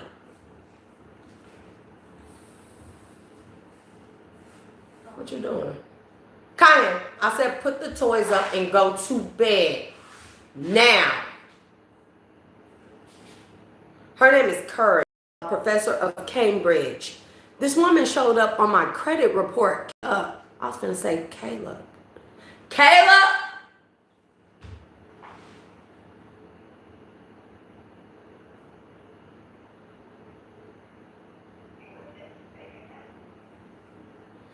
She showed up in my credit. I looked her up. Collective, it gets weird. It gets really weird.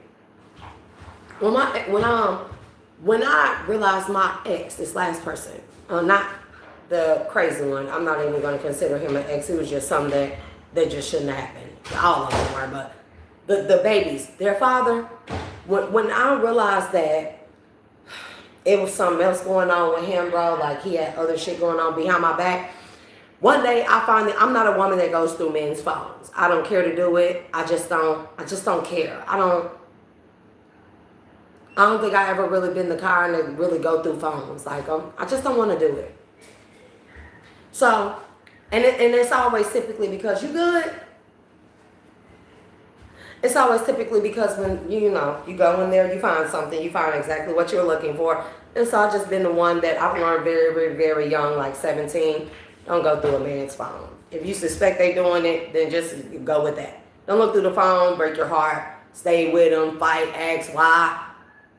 Come motherfuckers don't care why. They did it. They didn't give a fuck when they did it. They don't give a fuck after. You keep it staying with them. They're gonna, like, bro, like, and I just learned that very early on. So when I finally decided to go through his phone collective, some of the strangest shit that I fucking found was, it was the Cash App and Chime transactions. Him sending money to people, people sending money to him. One of the people, like, it was young ass girls collective. What's that? Chocolate covered strawberries. Oh, nice. It was young girl. They weren't even 18 collective. It was men. But what was the strangest shit was the white people. And if you're Caucasian, I don't, no disrespect, but it was the white people. If you knew my ex, then you can never see these type of people, Caucasian people, these upstanding, I'm talking about people that are prestige. You hear me? Talking or being affiliated with my ex? No. That was what freaked me out the most, because it was like these women, these men, they're like Louisiana, places like this. But when you look at these people, the Cash App, the name, I searched them, I Googled them, found their social media profiles, bro. These are people that are like college professors. They are doctors. They are, and I'm like, what the fuck is this? And then before a motherfucker lie, I got the screenshots, okay? I got in the account. Oh, when I go snooping, I'm keeping a trail. I have the screen. I have every single thing from every single thing. I don't miss a beat. Everybody he was texting, all the apps he was using, the WhatsApps and shit, who he was talking to in Africa, bro, all kinds of shit.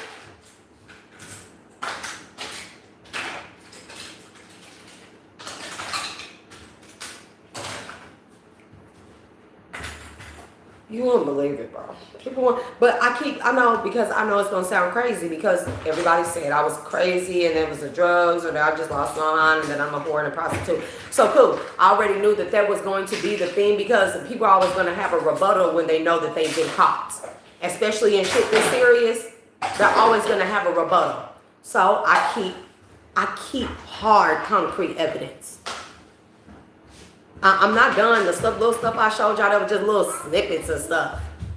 I mean, for one, it should break every barrier, every lie with the fact that I just showed y'all that I am a missing child. That should break anything anybody ever said about me. It should break that immediately. Right there. Right there. Because why am I on a missing child's poster? Why say I was never found? Why was life insurance paid out in my name after the fact? Why did it say I burned alive after I it went missing? Why did it say I burned alive in the fire? The same fire. I'm telling y'all, like, if that right there, that should break every rumor, every lie, every slander, every gossip about me, bro. I don't give a fuck if it was said by family, because I'm showing to y'all that these people are not my real family. They are not my real family. I am still in the middle, even though it looks like or appeared to me that I was rescued from trafficking when I was a child. They put me right back in trafficking. I have been being trafficked all my life up until now.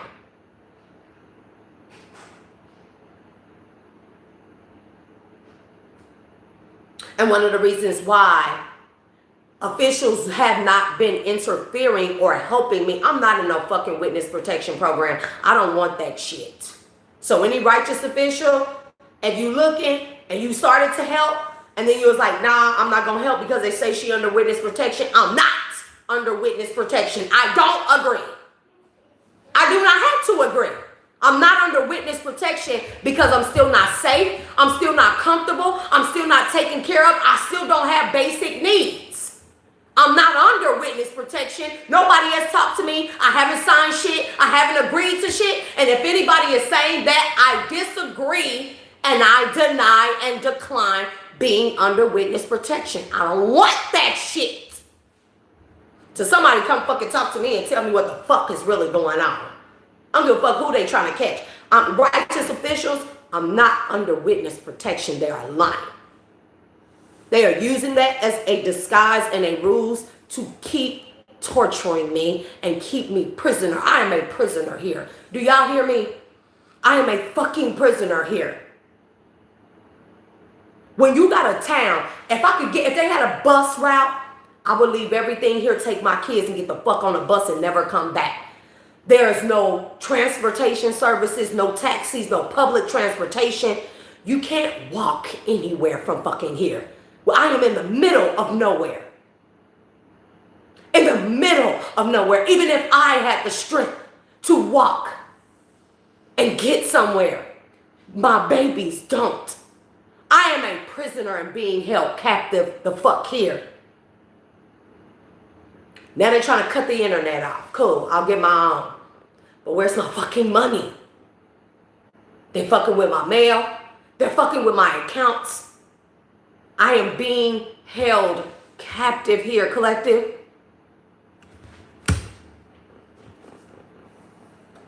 This professor that showed up on my credit report, that's the strangest shit, bro.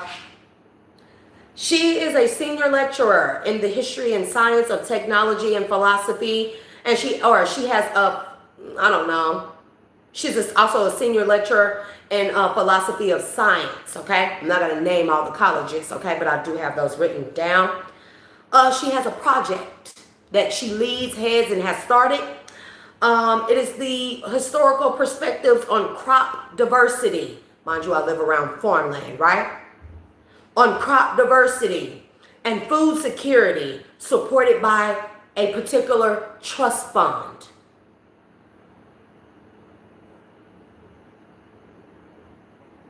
I'm not going to say that yet.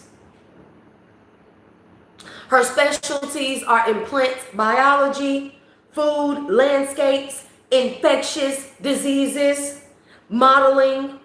This is probably modeling like landscape modeling or food modeling, aka GMOs. Political economy, so economics, anything political, anything urban, anything that has to do with town grants, projects, Okay, stuff like that. Global governance. Global governance.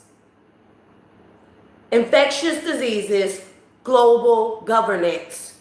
Food landscapes. Listen to what I'm saying.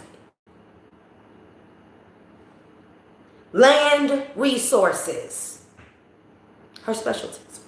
And food and health. Her main aim is biotechnology.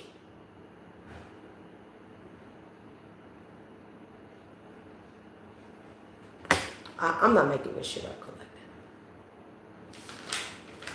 I'm not making this up. So that would explain like a lot of how these people like me having the blackouts and stuff, right? And then waking up and then having chips in my body. If they put a chip in my body and they patent that chip, the chip belongs to them. So wherever that chip goes legally, they can track that chip and whatever it is in or on, right? This is how these things happen to us. This is how these things have happened to me. If they patent a vaccine, they put that vaccine in your child or you. Technically, they're able, because that patent belongs to them, there is no privacy.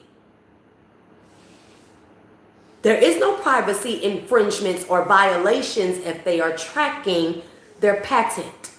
Further proof, Monsanto, Bill Gates. Hold on. Plant biology, food and health. Okay? This woman is the head of food diversity and security, supported by specific trusts. She does crop and food resources here. Okay? Crop diversity and food resources. Okay? Bill Gates, Monsanto. When you had private farmers, right? This is prior to GMOs, and this is how GMOs became dominant. Monsanto, you had private farmers on their own lands, passed down by family. They tilled the land. They did their own land, acres and acres of land. Monsanto wanted to buy those farmers' crops out and their land, their seed. They also wanted the farmers to buy their seed. It was different. They gave different offers to different farmers. The farmers declined. They wanted to keep their family seed. They didn't want to combine or join with Monsanto Corporation. Okay? They did not want to sell their land. They did not want to sell their recipes. What did Monsanto do? You can look it up. There's a documentary on this shit. Monsanto bought the land nearest, the vacant lands, properties nearest to those farmers' lands. They planted their seeds on those lands, and then they used HARP, weather modification, to direct the winds. Listen to me. To direct the winds during monsoon seasons, right? That's when strong, powerful, rainy winds, windy seasons, right? They use their HARP machine. They have a, Monsanto and Bill Gates have a patent in that too.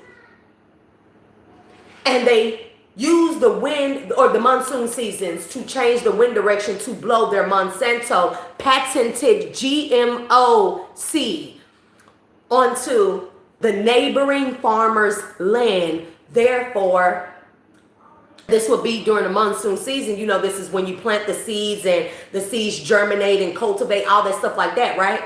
Therefore, when Monsanto seeds, patented GMO seeds, would blow onto the neighboring lands, Monsanto would sue those farmers and say that they would be part or full share owners of all the crops and harvests yielded from that farmer's land, because the seed is patented and it has mixed with the farmer's seed. And they sold farmland, seeds, crops, everything. And then GMOs became the prominent and leading patented genetically modified food production that we know it to be today. Look this shit up. This is how they do it. They would use the same tactic in people. They put a patented device, chip, vaccine in you, and then they track its progress because they're allowed to track the progress of their patented design. Yeah. Therefore, they use this as a way to violate your privacy, to put you on the dark web, collective, to see how not you react or how you are, but how their patented product reacts to you. Because they're just, technically, they're monitoring their patent. This is why it's important for us to know business. And this was another thing that I was going to do with the resources and the money earned from me driving trucks. I was going to get on this bitch and we was going to start learning how to be business owners and corporations instead of fucking consumers. So they can stop kicking our ass with consumerism. I was going to get on here and teach people this shit for free. But I need the resources. I need the money. First and foremost, I need a safe environment, bro. Where my mom or nobody can come in and out. Where I don't have to worry about people breaking in or coming in and out. And it can be anywhere safe and that's spacious for me and my kids. I'm trying that. Bro, I'm working with realtors. I'm not even getting a fucking phone call back now.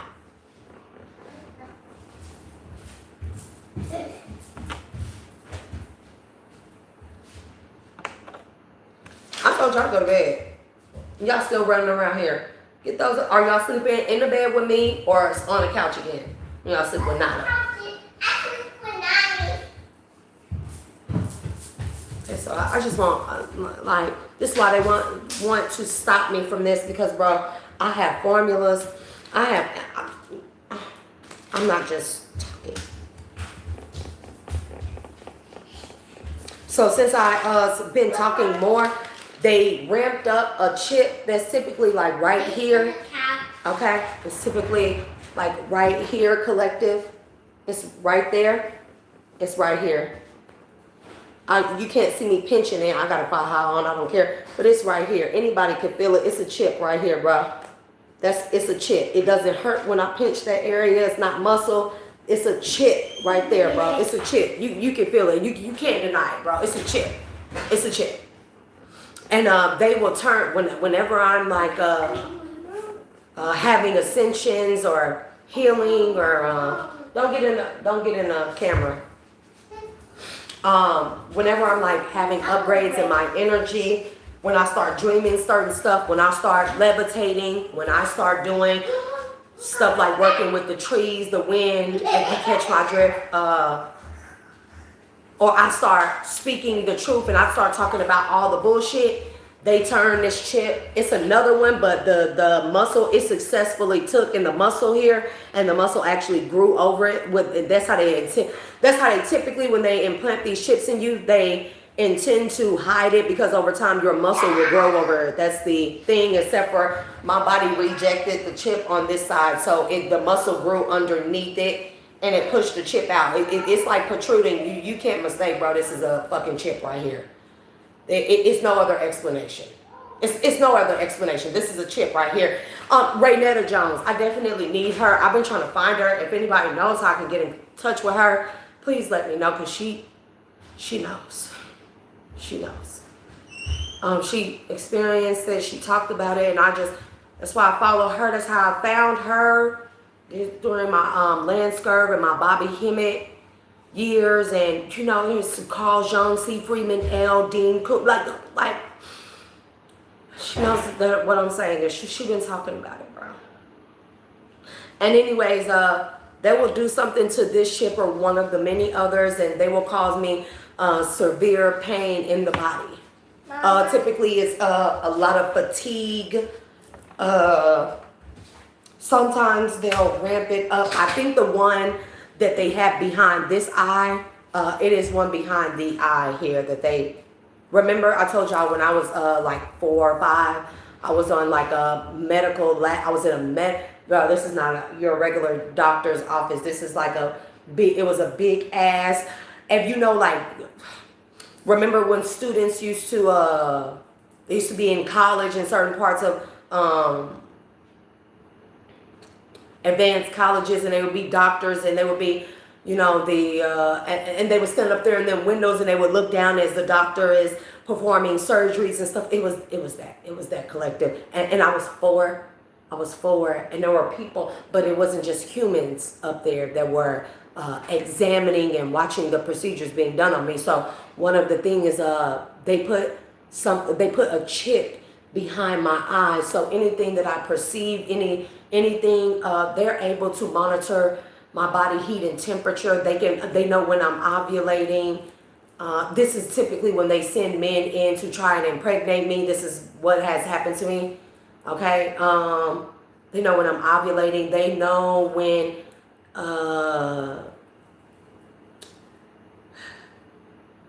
they know my blood volume. I suffer from anemia. Whatever it is that I absorb, if I'm thinking thoughts, I think that this chip is malfunctioning now because of the way that my energy is upgrading. I know it's crazy. I wish like hell I was fucking crazy sometimes. So whenever I'm thinking a thought, whatever this chip is that they had behind this eye, they get images. Whatever I'm thinking, they used to be able to, until, you know, the divine start telling me how to create double, triple thoughts. This is why y'all see me look like I'm squirreling a lot, because when I get too deep into a divine message, they don't want them to get the contents of the message, so they have me switch thoughts so I can think in 3-4 minds, because they get pictures of what it is that I'm thinking, and they go up on my thoughts go up on big screens. I'm not the only one.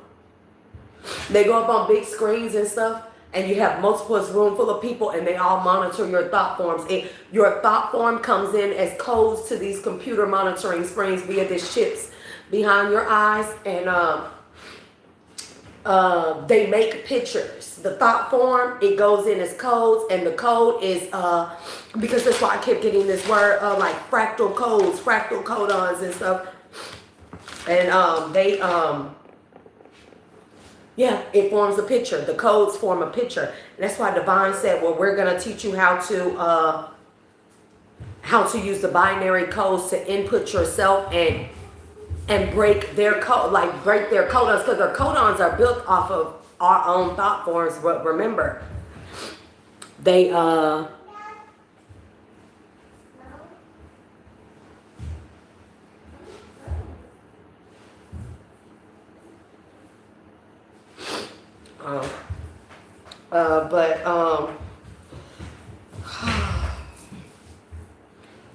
so this is what they do. So this is this is why I have not been successful with getting any help, because even if you have righteous officials and stuff, these people just claim patents. They just claim their patents, and you got to look at patent law. If you know anything about business claims and business laws and consumerism versus the creditor, debtor, business, creditor, consumer side, you would know that the business, the corporations, they have ultimate say so over all laws. All laws are meant to protect them. That's why there was that whole bank bailout when mom and pops, and they wiped away the middle class. They bailed the banks out because big corporations, the laws, the codes, the UCC codes are built to protect them. This is why I wanted to get money and create programs. People wouldn't have to pay me shit, bro. I would do all the work as long as I had the resources and the comfortability to do it, to teach people how to become a business owner, an entrepreneur, a creditor, creating your own financial resources of means, because the barter system still exists. You can make a business and people can pay you how you want them to pay you. Not by way of money or Bitcoin. You can create as a business owner, as a corporation yourself, who the law protects, not true consumer, not them consumer, not singular people. It doesn't protect the consumer. It protects the corporation and the business. The consumer is considered the debtor. You a debtor so long as you buy somebody's product and they tell you how they want you to pay for it. Why can't you do the same? You can't. And they didn't want me to fucking create these shit. So with the patent, with that being said, with law, UCC code being made to protect the businesses, the banks, the corporations, the motherfuckers of Wall Street, the investors, and not the consumers, when we are the majority rule. The UCC codes of law does not protect us, bro.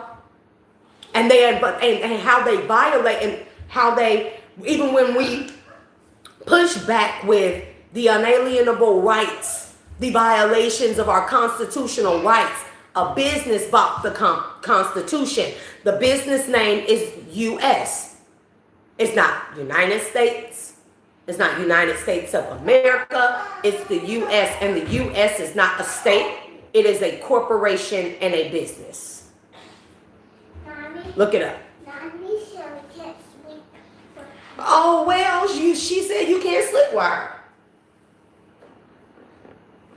So, with that being said, how they further got away with violating our privacy, collective, is patents. And when you look up patent law, if you consume, contract law and patent law, acquiescence. This is the name of the game. Acquiescence, okay? If you don't decline, you are in agreement.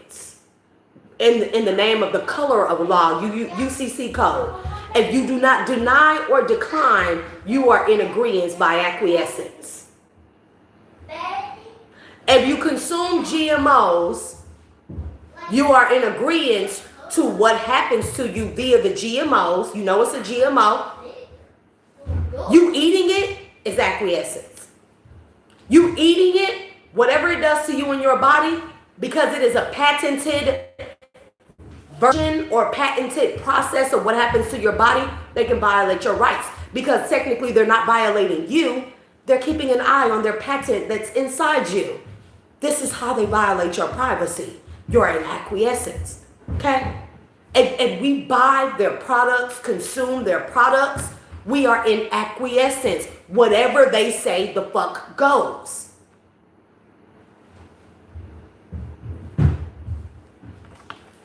That's how they violate me.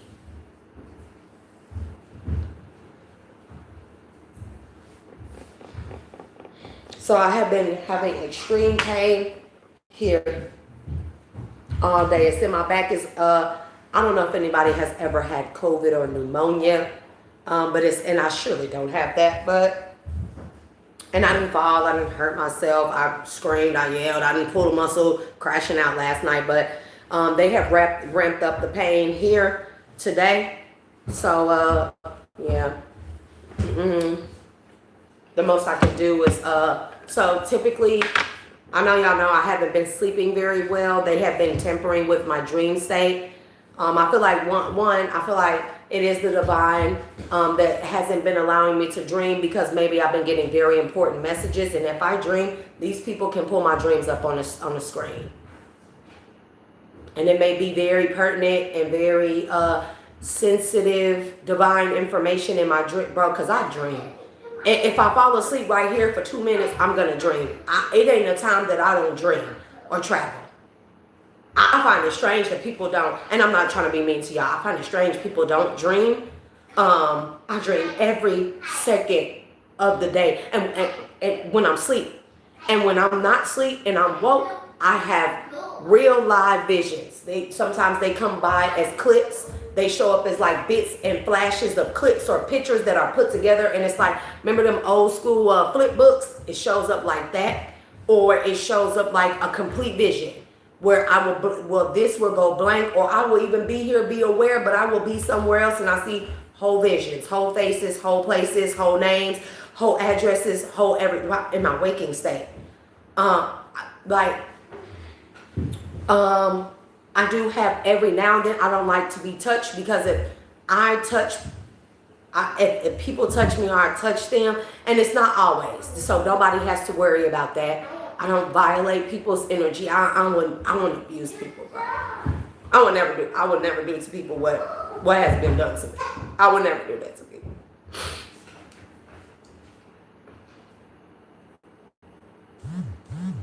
So it's like a touch. Even if I don't touch a person, we can be in the same vicinity. I will. If you are in trouble and help, be honest. If you don't say anything, you are evil or you are wicked. You going through something behind the scenes, bro. I will dream. I will see things about you. Because it be people energy, your souls, they be calling out for help. For those of you that be needing help, like, I can't, I'm learning how to turn it off. Because it is distracting. But I can just see.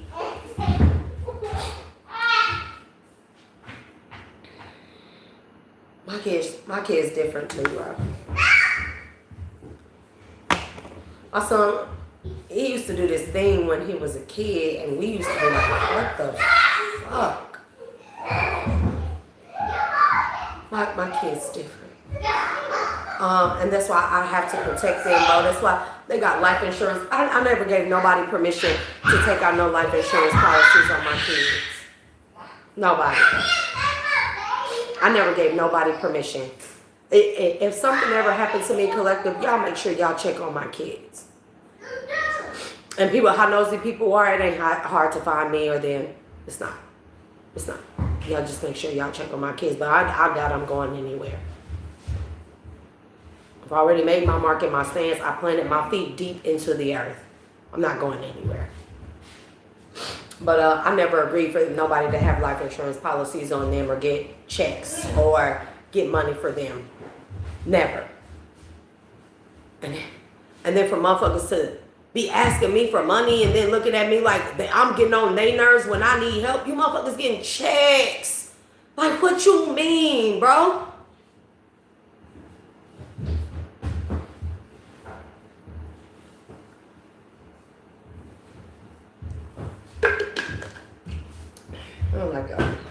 They don't like that I talk about this. So, yeah, it's like in the shoulder blade area. It hurts real bad. That's why I said, I was like, damn, well, maybe it's the smoking. It is. Because I'm not gonna make sorry, sad ass excuses for me smoke. Oh, I'm stressed out. It's one of my vices. I can't keep doing that, bro. The smoking gotta fucking go. The vaping is not gonna be a long-term thing, but I need something for that purpose to, you know. Like, they'll even collective, like, the fact that I smoke cigarettes, they will tamper with the cigarette brand that I smoke. And see, people think that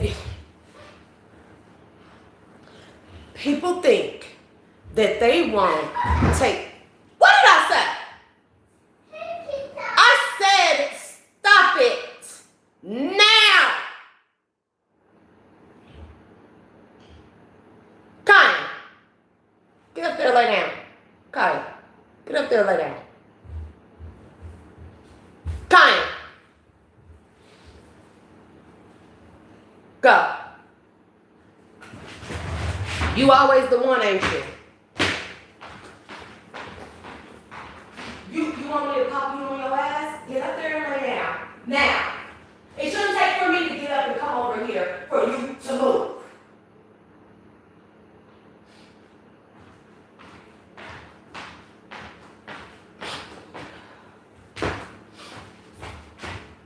He always the one trying me, bro. Always the one. That's the one that be in the fucking tool drawers and shit. And fucking inventing and putting shit together. My other daughter, she's 7. She is exhibiting strong artistic values, characteristics already. And it didn't happen gradually, where some kids, they learn to draw little by little. It was like stick figures last year. This year, it's whole anime characters. It's whole, I mean, intricate fish. And I'm like,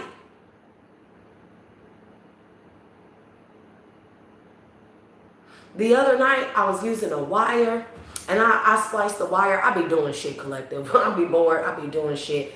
And I took a wire, and I made, you know what they call like a suicide wire or a hot wire.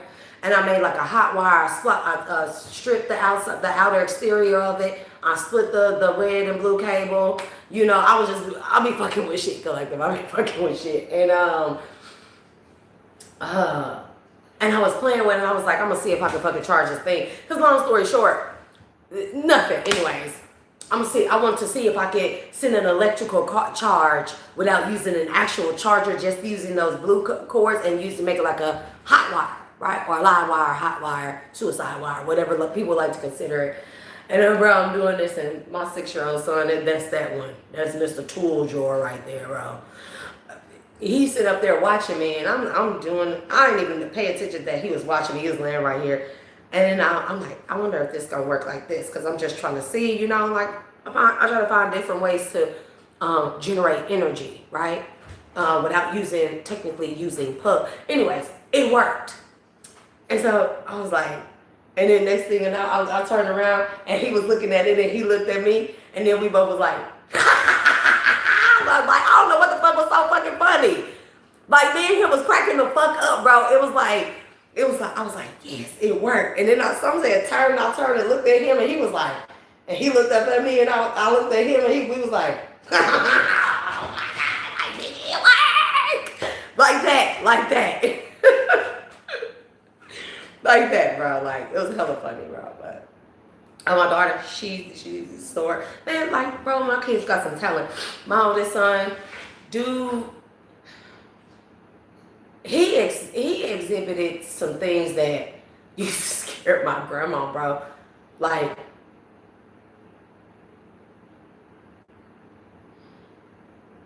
at 2, every picture I have of him when he's a kid growing up, he got a basketball in his hand. At 2 years old, he was already like 2. He was 2. I got pictures of him. He was 2 years old, bro. At 2 years old, he was already. At 5 years old, my oldest son started doing this shit where he would get on hands, fully extended arm and feet, and he would run. Like the nigga was, bro, like my grandma said, that ain't normal, that child doing that. Like, that boy looked like a wolf running. She said, I ain't never seen a human being get on all. People used to be scared, like trip out on my oldest son. He used to be able to do that. No, I'm not talking about like get on there and just, you know, like trot. Fully extended hands, arms, and legs. And he would run like a normal person run upright. He could do that fast on all 4s. And my grandma used to be like, Shay, something ain't right about that. Like, that boy, you see that boy running on? She said, that boy running like a wolf. She said, Shay, that ain't normal. You need to get to a doctor, talk to a doctor about him. What? They just different. He dreamt of God. He told me about the voice and finger of God. I drew it. He sat there, he told me his dreams. I drew it. I wrote down when he told me word for word, the finger of God, that we were flying. What God told him. I wrote it down and I drew it. Because I can draw dreams, I can interpret dreams too.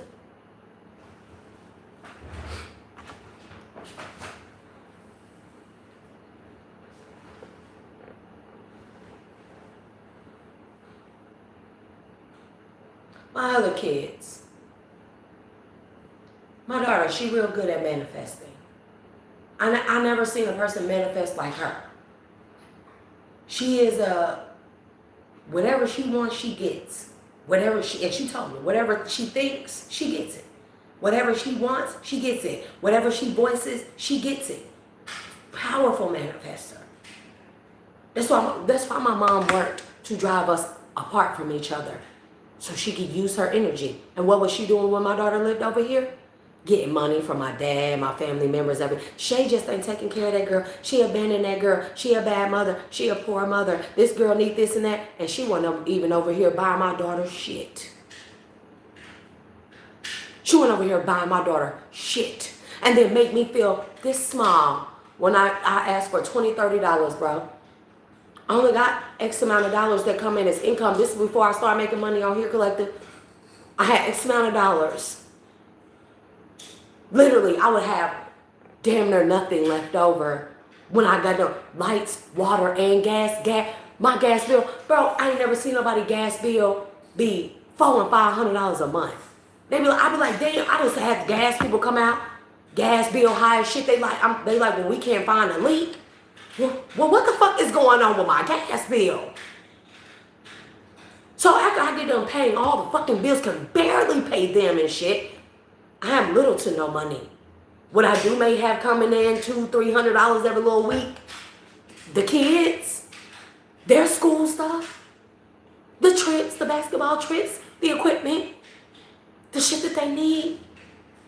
We still need laundry detergent, dishwashing liquid, soap, toothpaste, mouthwash.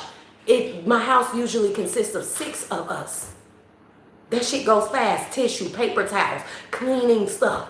Because I am a clean freak. I need things in their place so I know if something is moving. I can smell when people come into my house when I would leave. And I would come back. I could smell that somebody else has been there. I could smell people's shame, wickedness, guilt. I could smell people's past. I could smell. If a person is in my energy doing work on me, you eating something, man, bro, I can smell.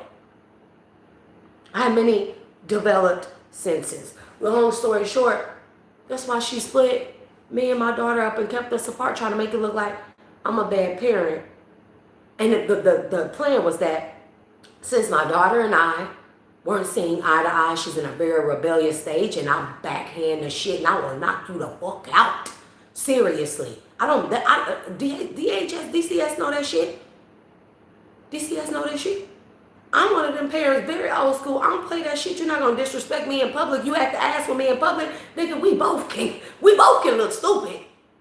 My babies, I cut that shit off early. You're not acting a fool with me in this grocery store. Like, you wanna cry? I'm in the store like, wham. I'm making hey, they shut the fuck up. Be looking at me like, fuck wrong with you? I bet you I cut that shit off early, bro. I bet you I cut that shit off early.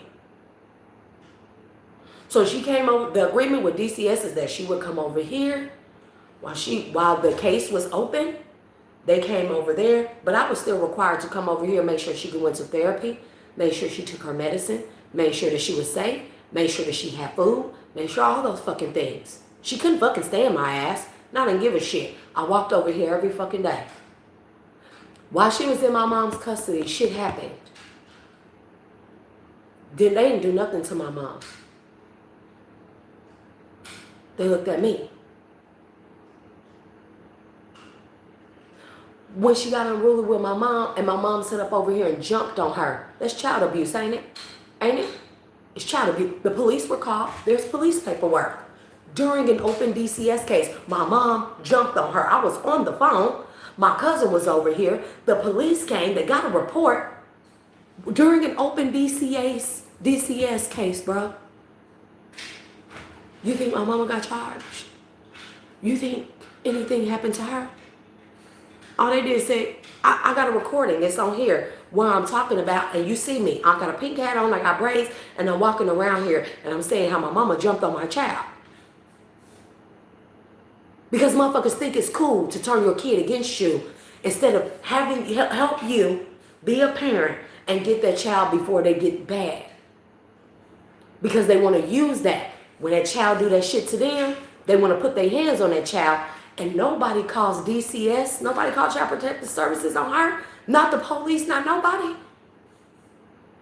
So I came back, I got her, she came the fuck home. I said, that's it. I've been trying to make your ass come home, and I've been trying to make you see.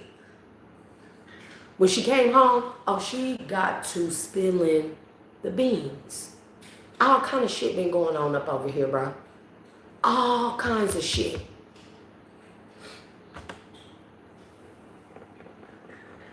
Like, how you talking bad about me?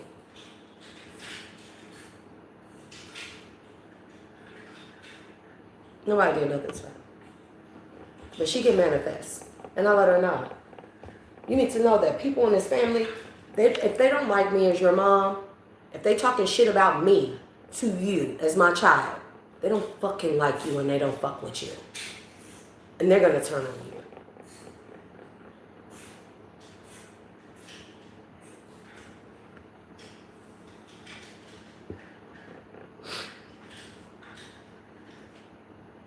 But these, like, whoever these professors are, these doctors, I have names, bro. Some of them Asian, one of them in Alaska. He lost his wife to, like, cancer or something like that a long time ago.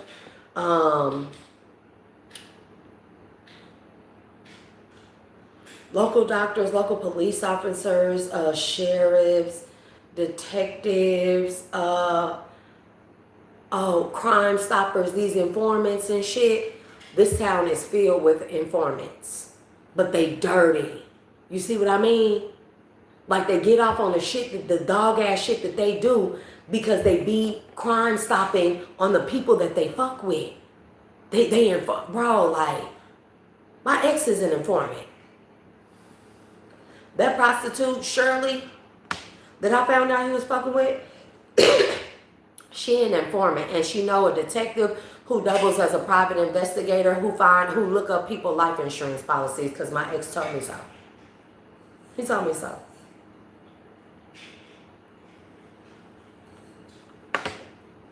He told me how he was at her, they Caucasian. Shirley, her folks, they Caucasian, they white. He told me how he was at her mama house and he said that they had a fire burning in her fireplace, and he said he looked in there and he seen the heads of black people burning and screaming in the fire. And that they was doing all kind of black magic and witchcraft. See, that was one reason why I really stopped. It was many reasons, bro, like why I stopped fucking with my ex, but you know how they say keep your enemies closer? Even when I stopped being sexually active with him, I was still feeding him because I couldn't deny, even finding out all the shit, dummy, I loved him. Nigga out here cold at the post office, don't know where to go. You living in a post office lobby in a freezing cold to charge your phone, you ain't got nowhere to go. I go pick the nigga up and go get him a little pack of cigarettes, go buy him a little Philly cheesesteak cheeseburger meal and drop him off somewhere. Tell him, hey, be cool, be safe. He know I gave a fuck about him. He just didn't give a fuck about me and the shit that he did. But the shit that he was telling me, bro, like, then when he started telling me the shit that they were involved in, him and that white girl, the stuff that they was doing at the meth house where all the meth heads hang out at, the witchcraft, the voodoo, the shit that he was saying that they was into, what he said, I was like, nah, bro, like, I can't have you around anymore. Like, I can't pick you up, no nothing. And that's when he tried to started trying to kill me. He was already trying to unalive me before that. When I had our daughter, our 7-year-old. He tried to kill me after her. He tried to unalive me after our daughter, Peyton. She didn't live. I had her stillborn 2022. She didn't make it. So he had been trying to get, my ex been trying to kill. When he purposefully flipped that truck, I think that's when they signed my death certificate and said that I died. He flipped the truck right across the street from a graveyard on the way from Dermot to Monticello. You still see the skid marks there. Two white men was driving past and they ran and they came and helped me. They just disappeared after that. They got out. I got a airbag burn. That's all. He was busted up, bruised. He was fucked up. But my ex flipped that truck on purpose, bro, so they could say I died.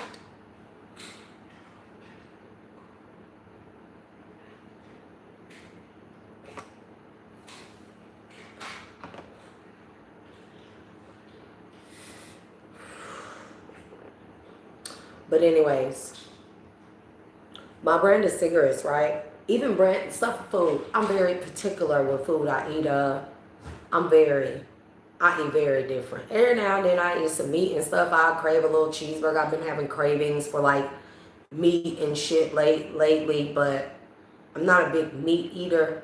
I like a lot of rice. I like a lot of vegetables. You know, I don't drink soda. I may drink tea every now and then. I may drink juice once a month. And this is not saying anything to anybody. I just don't. You know, I have a favorite brand of chips. I eat those and then I'll get sick of them and I'll never eat them again.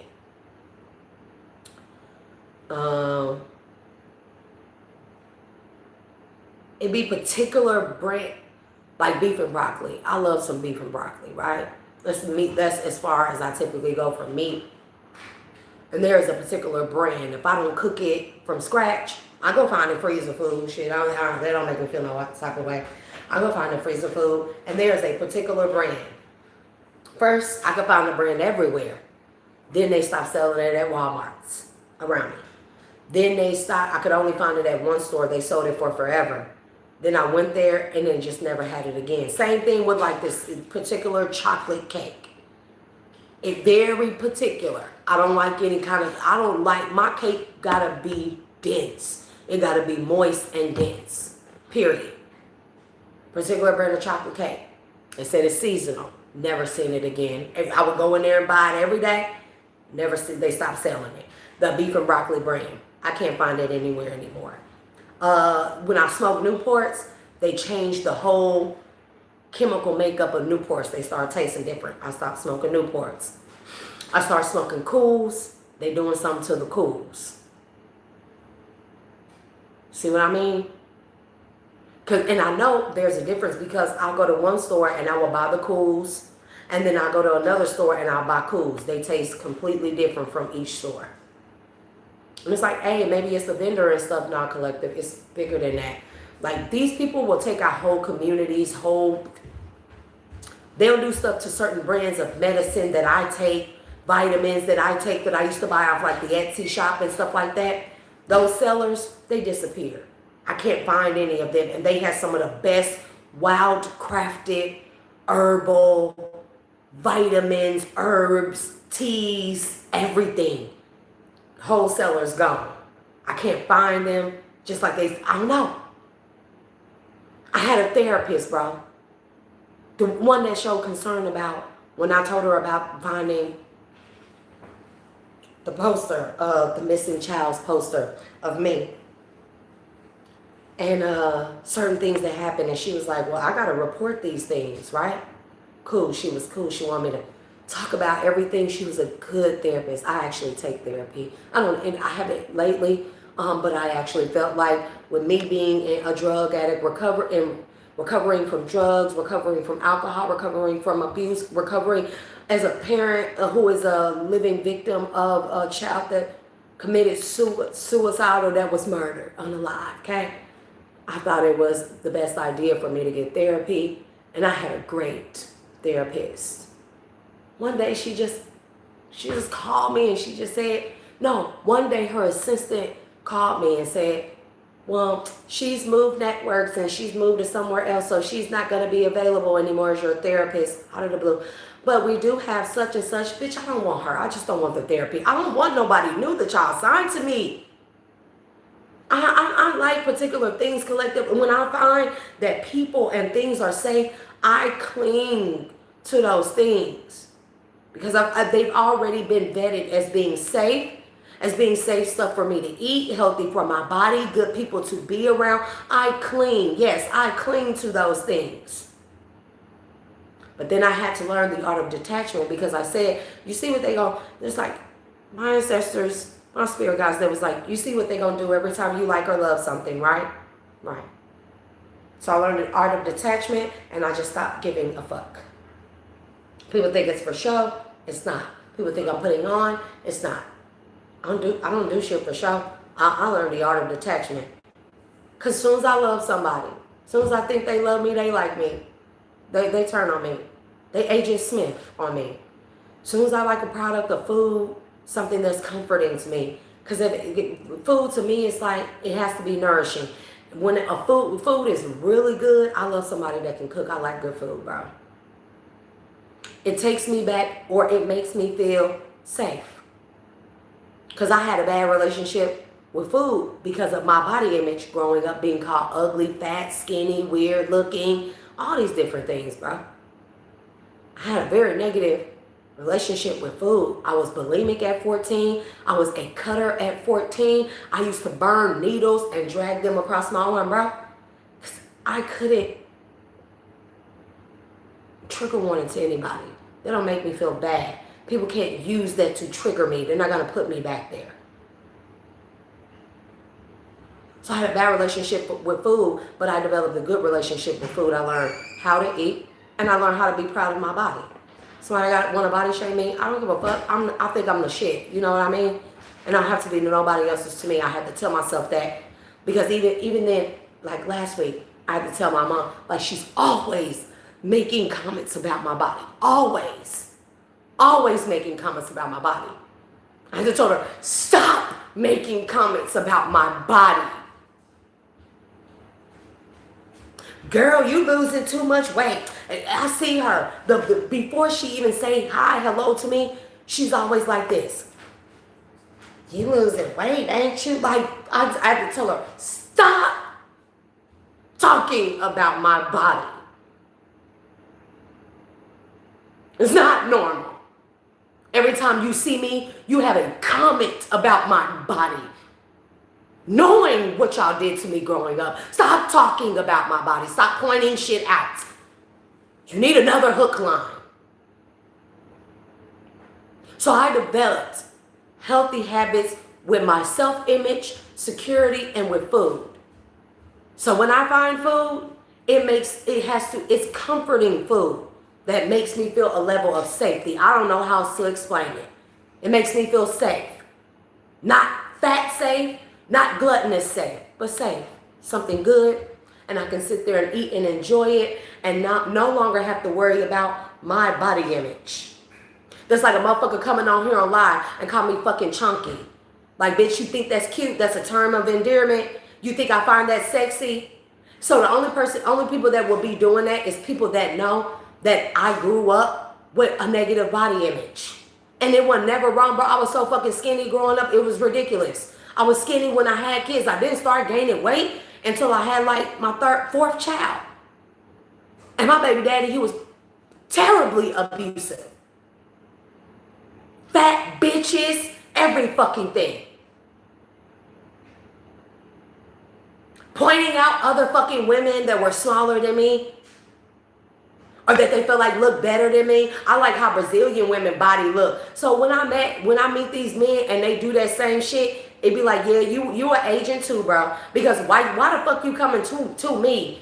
And then you keep pointing out women that look the opposite of me. They look nothing like me. They got a different skin color. They got a different hair texture. They got a different body or build-up or physique. Nigga, I'm not even fucking fat. I have big titties and a big ass. And I have thick ass thighs. My body image is fucking perfect to me.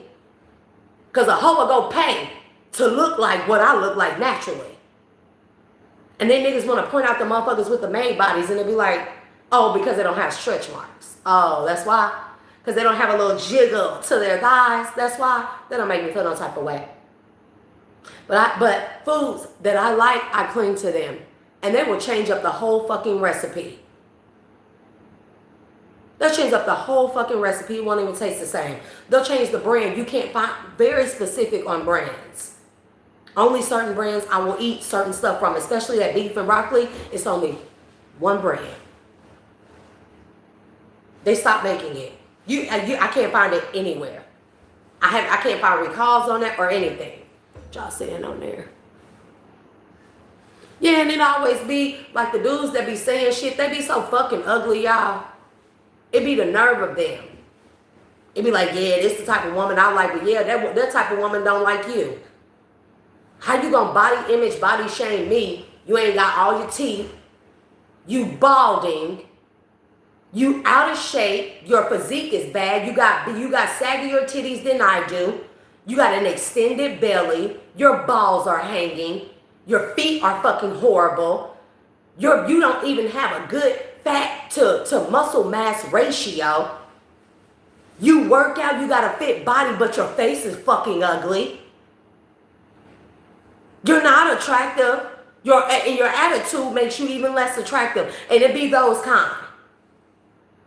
Because when a motherfucker tried to say something to me about my body, you the one that came towards me like, what the fuck are you talking about? And then you look at a motherfucker with their shirt off and their boxers with their clothes off. You look at them and be like, man, please. Please, boy. Please. It'd be like that. But only people that would know that you have suffered from abuse, of body image abuse, because that's abuse too. Only people that would know that would only these people, these men that been coming towards me and doing that type of shit towards me, they have only been talking to people that know that. People don't automatically come towards you and just do that shit, collective. These people study you and they know people that you know. And they study and they prey on your insecurities, what you have been through. They come to you pretending to be these nice, loving, caring people. And then they try to subject you to the things that you have already healed from, and you start recognizing it. And when they know that you start recognizing it and you're not going, they go on a smear campaign. That last person, he was going to try and kill me, y'all. That man was going to try and unalive me. And he was going to try and claim that it was because I flipped the fuck out on him. I'm crazy. And he was defending himself. But that was the plan for that man to unalive me. And I'm glad that I'm here and I'm back. So since that couldn't happen and he knows that I know, motherfucker went on a smear campaign. And what's the first thing a weak motherfucker gonna do? They're gonna try and make another woman look, this is better, she got more money, she got a better body, she listens, she this, she that, this person is broke, this person is a whore, that person got all them kids. And it's just like, I don't care. I really don't care what nobody say. You can go on a smear campaigns. But them video recordings that I have, they prove otherwise on everybody. Screenshots, the conversations, the messages, the everything. Everything that I have, it proves otherwise.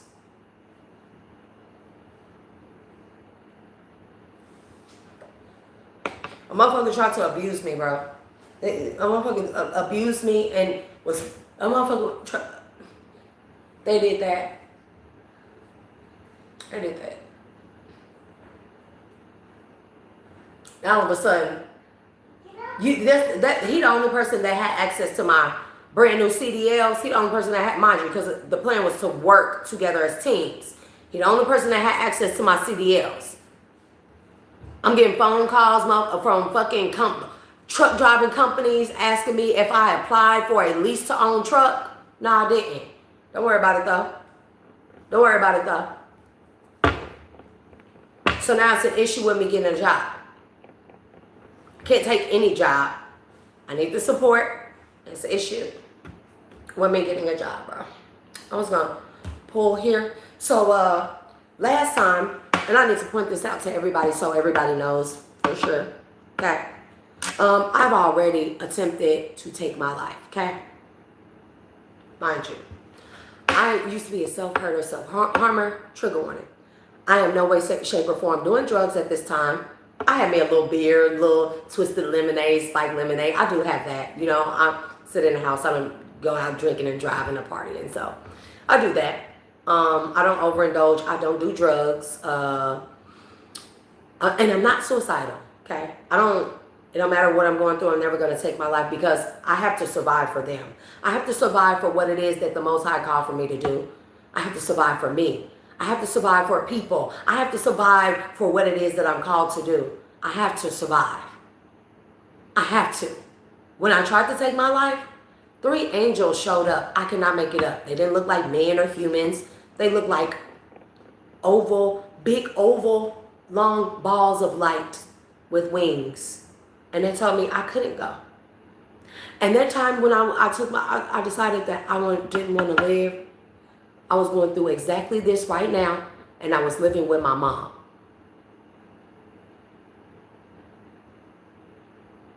This is what they're trying to do.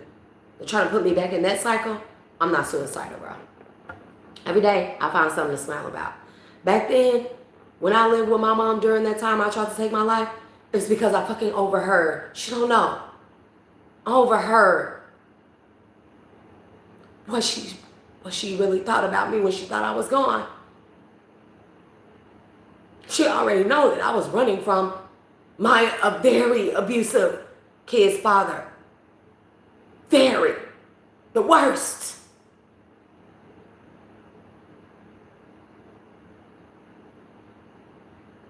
And when she thought I left and wasn't around, I heard exactly what she thought about me.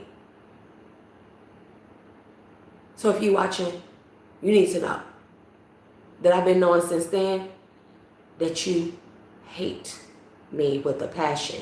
You never loved me. The fake kisses and hugs and love, I've been knowing you ain't give a fuck about me. That's why I tried to take my life, because of the shit you said that you didn't know that I heard.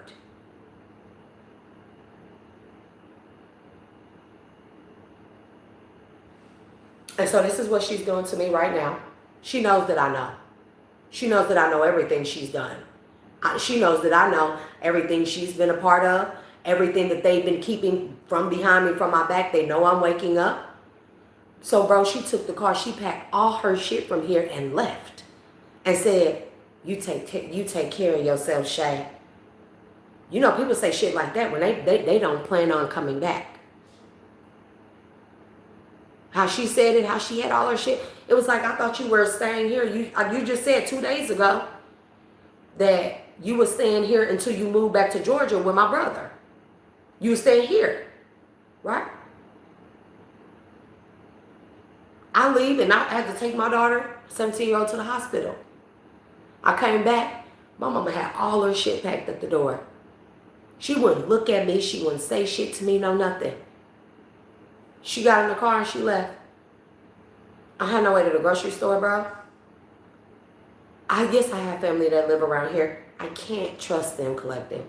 So me and my kids, we walk to the stores and we buy our food. The stores we have, 2 convenience stores and a Dollar General.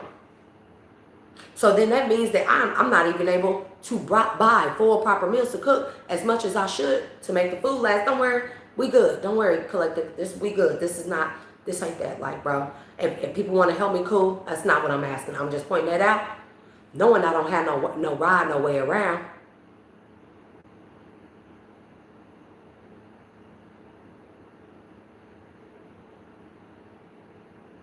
I walk. At least I won't be a fatty. At least I won't, because they hope I'm going to sit in the house and just stuff my face. I don't even eat sweets, y'all. I don't even eat sweets. Every now and then I might get a taste for some chips or type of cookie, like a chocolate chip cookie. It got to be Famous Amos. Like, I don't barely, like, maybe the Nutella biscuits, you know, and I nibble. You know. But, hey, if I got to walk, at least I'm not sitting around this bitch stuffing my face and being a fatty. You know what I mean? It's healthy. I'm getting sunlight. Other than that, I don't leave the house. We got neighbors that come by here. They gawk. People drive past this house, bro, sit right the fuck outside. They won't move. Police drives past here 6, 7 times a day. I'm not getting my mail. I'm not getting my mail. For those of you that want to know, the other house that I live in, my stuff's still in there, right? And I just kind of just like, my landlord sold the house, right? My aunt bought the house. That's why I don't want to move back in there. My aunt, my grandma's sister, she bought the house. I'm not letting her be my landlord. Because I hope you know, when we sign these leases under these people, bro, y'all, we need to know what contracts and devilish contracts of acquiescence are. When we sign these leases under these landlords, if that landlord has a wicked heart, baby, we got to be careful, collective. If that landlord has a wicked heart, people invade your space. And that's what she would do. This is my uppity, snooty auntie. This, her. She the type where if I leave, if I decide that I'm still going to stay there, because we could go back over there right now. Right now, live. If I decide I'm going to stay there when I leave, she will violate my privacy, use the key to go in my house and go through my house. She will pop up at all times of the day and night. She's overstepping. She's overbearing like that. She would always need to be doing repairs or coming to see something so she can come in my house and see what I got, what I done bought. This one of them. That's why I don't want to live there. So that means that them type of motherfuckers, as they did before, my last landlord, the last maintenance man, along with my kid's dad, planted video cameras in there, and they had me on the dark web, bro. They got video cameras in this house. They have us on the dark web. So if I go back over there, she ain't gonna do nothing but reinstall them dark web cameras. And they pimp me out that way, and they make money off of me that way. I can't make this up if I fucking try, collective. That's why I go places. And it don't just be the fucking energy that I carry. It be people, what it seems like random people, men and women. They pop up, they have whole conversations. Bro, if anybody ever go to the store with me, you'll be like, bro, going out with you is strange. Like, and it don't be me. It don't be me. But it be because these people watch me on the dark web. Halloween, I'm talking to this dude that I met, real cool dude. He a business owner, I think we call ourselves trying to talk, but it was more so like we off top, we knew we didn't click. But he have like neighborhood programs he do and stuff for. He like, oh well, we throwing some things for the kids, and we got the bouncy houses and we got the rides and the little vendors and stuff. It's all free. We got food. Bring the kids. Cause we realized early on we just didn't like each other. No. So I seen him Halloween night after I took my kids trick or treating. We at a gas station getting gas, and I seen him, and he was like, we talking and stuff, so we cracking up. We like, oh, you took the kids, trick or treating, and he was telling me about a little kiddie event that they was throwing, and I'm like, okay, cool and stuff. And so next thing I know, y'all, this man was Persian. This man was about this high, bro, like a little leprechaun. He was Persian. He pulled up behind my mama's car. And he jumped out and he was like, hey, I know you, don't you? Don't I? He was like, no, I know you. And I'm like, he was like, the dude I was talking to, he was like, you know that dude? He was like, that's your people? Nigga, know how I look Persian, Pakistani. You can clearly see that this man was foreign. I don't know if I look foreign to people, but what? But he was like, that's your people? And I was like, man, I don't know him. He was like, what the fuck he on then? He was like, yeah, I know you. And I was like, sir, you don't know me. Where you know me from? And he was like, oh, okay. Didn't you used to work up here at this store? Calm down like that. And I'm like, bitch, do it look like me work at a gas station in the hood? I'm like, sir, you got me mistaken for somebody else, because I was thinking maybe he was thinking about my mom, because people like to say we look alike. We don't. If you pay attention, we do not. People like to instill that in my head. You look just like your daddy. You look just like your mama. Bitch, make up your mind which one I look like, because they both can't look alike. They both can't look exactly alike. I either look like my dad or like my mama. But every time I see you, you talk about I'm looking like my dad. I'm looking like my mama. Which one I look like? Take your pick. It's crazy shit like that happen to me all the time, collective. All the time. When I get places to go grocery shopping and go stuff like that, I can tell that certain people, I don't know how to explain it, collective. When your senses are heightened, you are aware of forces, of dark natures, of dangers that always are monitoring you. When you go get places, you can see, man, bro, I don't know how to explain it to people. It just be like, you can tell this person just showed up. This person and they family, they wife, they fake families and wife, bro, because they just showed up here. They made sure that they made it here right before you got here. And that's why every time you hit an aisle, they right there. It's like it's a store. It's public. They 9 times out of 10 people shopping for the same things you shopping for. Yeah, nah, bro. You know the difference. I'm not paranoid. I don't go out paranoid, you're out to get me. You know what I mean? Very nice and kind to people, have conversations, but even in big groups and gatherings or stores or places, I can tell the people that were planted there, that came there to watch and monitor me, from the people who just there. I can tell the difference. I can tell the difference. Shit. This is not good. It's not menthol, but it's not a cigarette. And yep, I have money to go buy cigarettes and I just don't want to. You know? Look at the only card. Look, the only card sticking out of his mug is truth, expression. Nothing else. Just look. This is how this card was sitting. It was sitting like this. Turn around, it's the only one. All the rest of them, right side up with the Page of Wands. Doubts in the reverse.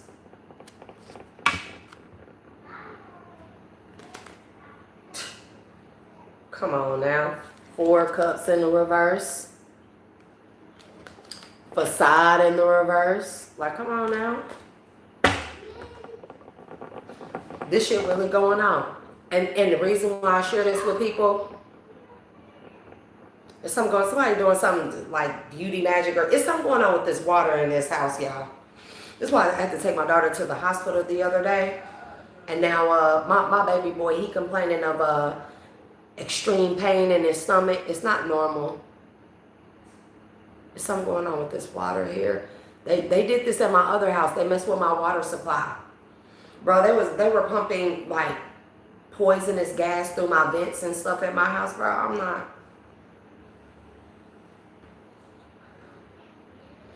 And they trying to keep me here. They don't want me to get away from here because they don't want me to be able to reveal what they have done. They hope they can put me like in this desperate state.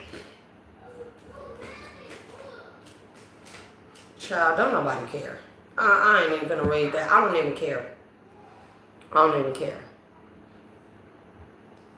Cause whether, for me, you know, like whether people were told some bullshit about me, it's like, how much bullshit or lies do a person need to tell a person to convince you to try and help unalive a person? The lies can't be that bad, and I don't give a fuck if they're bad.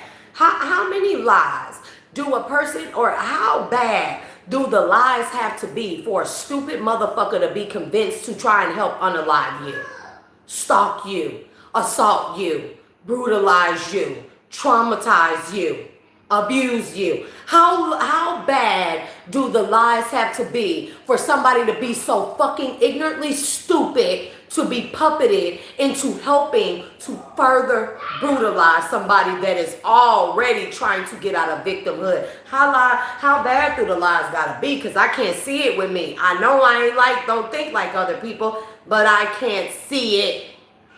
I can't see you coming to me and saying, Collective, oh, they a bad mother, they a whore, they got a disease, they spreading it around and giving it to everybody. Even though I know people is going around purposefully getting people sexually transmitted diseases and getting them sick. Even then, like they unalive they people, they did this, they put people in the death energy. Still, none of those are reasons to make me want to be like, well, shit, I mean, like, where they at so I can help gang stalk them, so I can help fucking throw witchcraft at them or project on them or mess with their money, their bank accounts, they fucking mail, get my kids to bully their kids at school, talk shit about them, help with the smear campaign. I'm just trying to figure out, like, where the fuck do people draw the line? What's the precipice here? What's the yes and what's the no? Where do people draw the line? What is it that is said to people that'll make people get on a bandwagon to try and harm me, Collective?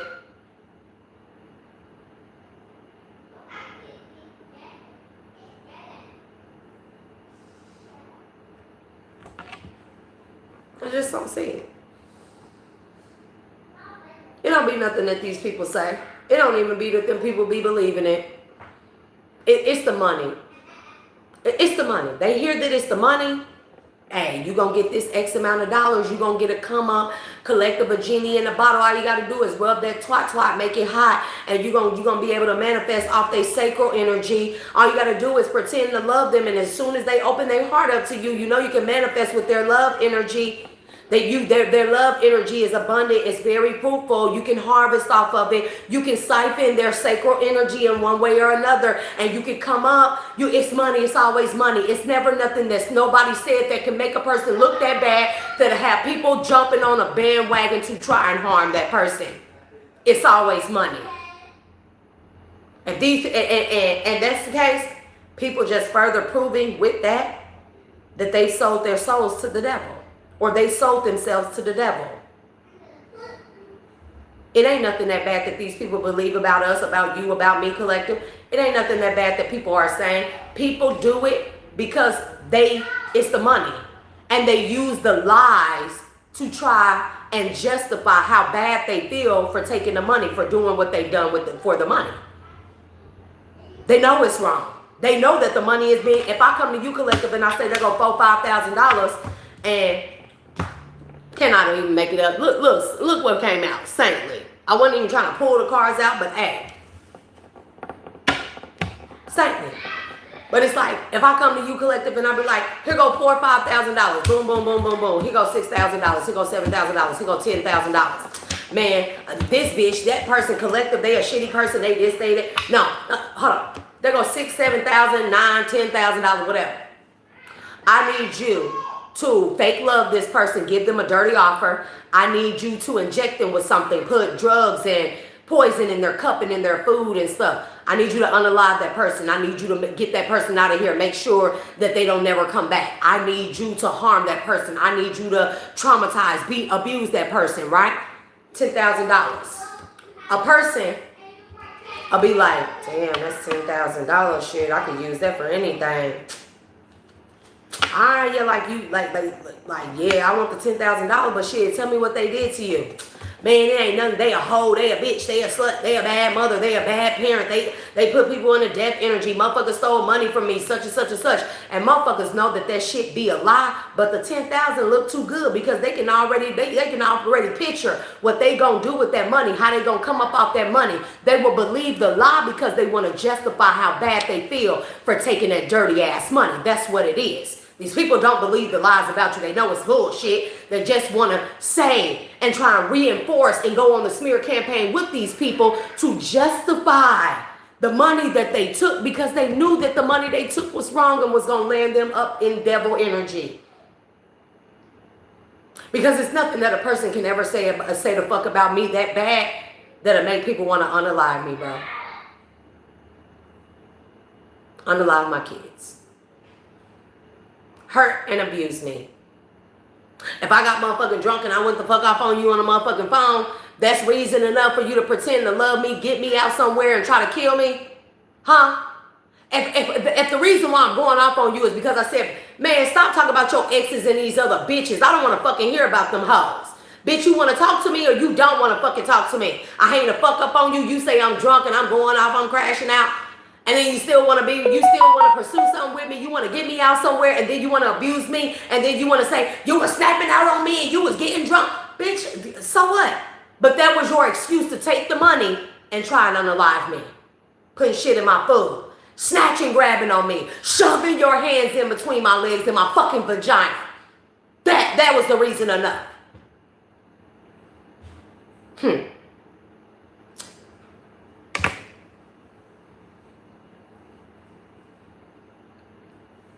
Nah, people just don't, they don't want to make themselves look bad because they know they took the money. They out here talking that shit about me, collective, they took the money. I promise you, they took the money. Or they paid the money. Because some of these people, they come from wealth. Or they got money. They established themselves with the devil a long time ago. They need a little abundance. They need to rub a little genie in a lamp like me, collective. They'll pay my family members for access to me. In one way or another. They'll pay my family members to bring them my jewelry, my clothes, shit come up missing. to give them access to me, to tell them all my personal information and shit, so they know where I am, how to bump into me, what I like, what I don't like, so they can come off appealing and be in a relationship with me, because they've already paid their $3,000 and they looking to get a return on their investments. That's what I think they've been doing to me. That's what they've been doing to me. And people think I'm a whore. Well, I get weirded the fuck out by people touching me, let alone sex with everybody. I just can't do it. And if I meet you and I love you, I like you, we've been talking for a minute, we have sex, is because I like you, I love you. But to think that everybody just turned me on, like anybody just showed me a little bit of attention, it just like draws off balls out. I'm sorry, I don't have balls. But you just like, draws off tits out, like that's crazy as fuck to me. Because it's like, what? Because I have been violated to the max. Let me try.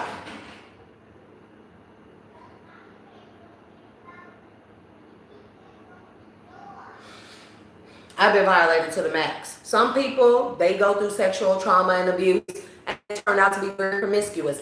However, it does the opposite for me. I get weirded out by touch, by sex, by too much space. Sometimes I'm clingy. I like the love, but sometimes I get weirded out because I am still healing from those things. People need to understand that. Me and y'all need to understand that. Approaching me, holding your dick, surefire way for me to be like, nah, it's nasty to me. Saying you get all kind of bitches, I'm weirded out now. I don't like you. Coming off with this egotistical, I got this and all of this and I'm driving this and I'm just like, I'm just like, like, nigga, like, what they make y'all, and y'all nasty to me. Coming off, like, nice to meet you. I respect you. I'm not dumb. I'm a grown ass woman. I lived in the world. I know people, one thing, they're aesthetically attracted to things. To me, they like the boobs, they like the ass, they like the butt, they like the, you know what I'm saying? Sex, I know that. But if you leave with that, I'm good. To think that that's what you're gonna get from me by telling me sweet nothings, I'm good. Because the moment I realize that everything's been a ploy and that's what you want, or you want some other bullshit, you're trying to degrade me or down me, I'm out. And it ain't never no hard feelings. I don't give a fuck about none of that shit. Putting your hands on me, there will be hard feelings though. Trying to actually violate me, there will be hard feelings. I will pitch a, because this is my body. Nobody is allowed, I don't give a fuck if you paid a family member $1,000. That don't give you a right or a claim to my body. You don't get to do what you want to do to me. I like people, just be your normal fucking self. You don't have to come up all grand scheme and immaculate. They're like, collectively read minds and they can touch and feel on stuff. They can see into the future. I gotta show up and be something immaculate. No, you don't. You just gotta be fucking you. That's all the fuck I care about people. You just gotta be you. We can be as corny as the fuck over here. I don't care for perfect. I don't care for, man, like, first thing a motherfucker, you know what motherfucker do? They get around you, motherfucker like, I got like $1,500 in cash on me. I'm gonna let you hold this and you are my woman. Like, bitch, that don't make me feel $1,500. Wow. Do you know how fast I blow through 20 motherfucking G's? He don't know me very well, do we? Motherfucker think that shit is impressive to you. It's not. It's not impressive. Nigga, I can blow through some fucking money. Well, I make sure I try to have my own. Because I don't need nobody complaining. Because I can blow through some fucking money. I'm going to put a little stack of money in your pocket. And it's like, yeah, man, like, yeah, you my woman now, so I'm going to let you hold my money. I gave you the money when you got here. I let you hold my wallet. Yeah, you let me hold your money and wallet. You to say, here go the money, here go the card, spend what you want. You said, hold this shit. But who you playing with? Who you playing with? And even if you told me to spend, there's no max, I'm not impressed. I'm not impressed by those things.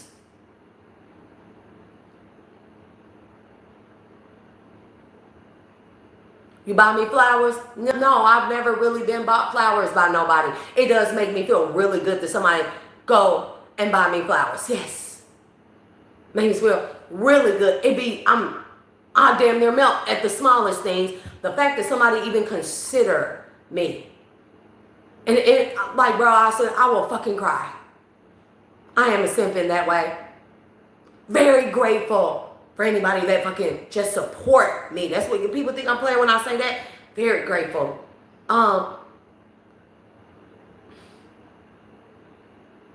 People do the smallest things for me.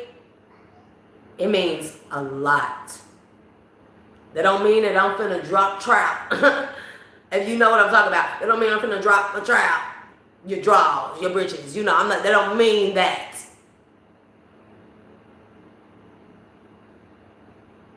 Nice deeds do not equal me giving pussy. I don't think you that fucking nice. I don't like you that much. And I definitely gotta love you past a certain extent. I mean, y'all gotta love you in order to want to go there. So for people to try to make it out like I'm a whore, it's just like, who want to be a whore for you lame motherfuckers these days? Lame. Same skit, same script, same MO, same lines.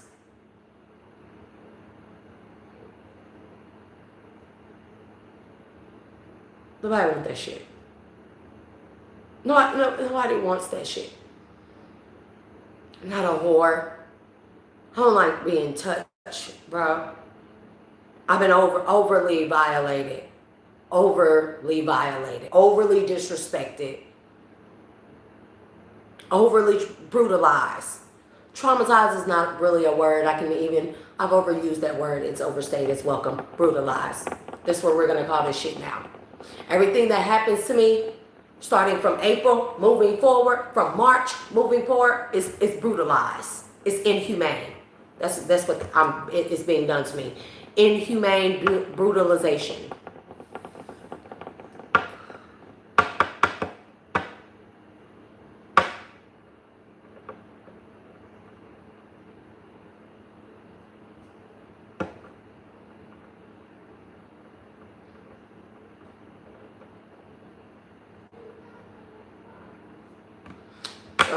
I can't believe people done done me so fucking foul though. I'm talking about the people I done did shit for, like.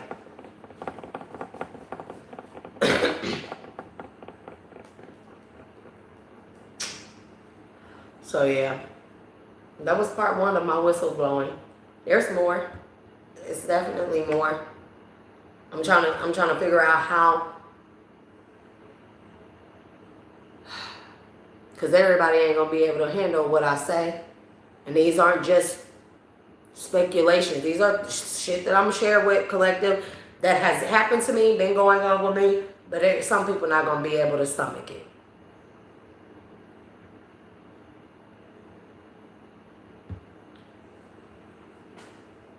And there's still gonna be a lot of motherfuckers out there talking that shit, a part of the smear campaign. They know they feel bad because people know they're wrong, collective. It was just the money. The money looked too good for what their circumstances, what they were going through. The money looked too good, so they just didn't simply give a fuck about me because who am I? It's like, shit, how people be looking at it is like, shit, if collective, if her mama, her brother, her sister, her aunt, her dad, her uncle, any of her family members will approach me to unalive them for money, to give me money to hurt, unalive them, brutalize them, spread rumors about them. Shit, that person don't have no support. That person got a shitty family. Ain't nobody gonna say nothing no way. Who gonna stand up for her? Who gonna give a fuck? Because her family already done showed me that they don't give a fuck about her. So who gonna give a fuck? Who gonna stand up for her? I'm in the good. I'm good. I'm in the clear. This is how people think. I'll take the money, even if I know it's wrong. Who the fuck gonna say something? Who gonna stand up for her? Because this person's own family is approaching me to pay me to do things to her. This is how people think.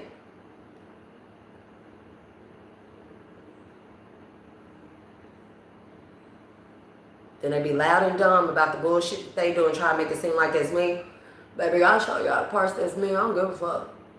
For me, I don't give a fuck. I already don't have no damn body. Like, I don't give a fuck. Like, what people gonna do to me? Kill me? Like, what's new? Poison me? What's new? Stalk me? What's new? Violate me sexually or in any type of other manner? What's new? Unalive my kids? What's new? Hack into my devices? Stop my phone calls from employment, from realtors?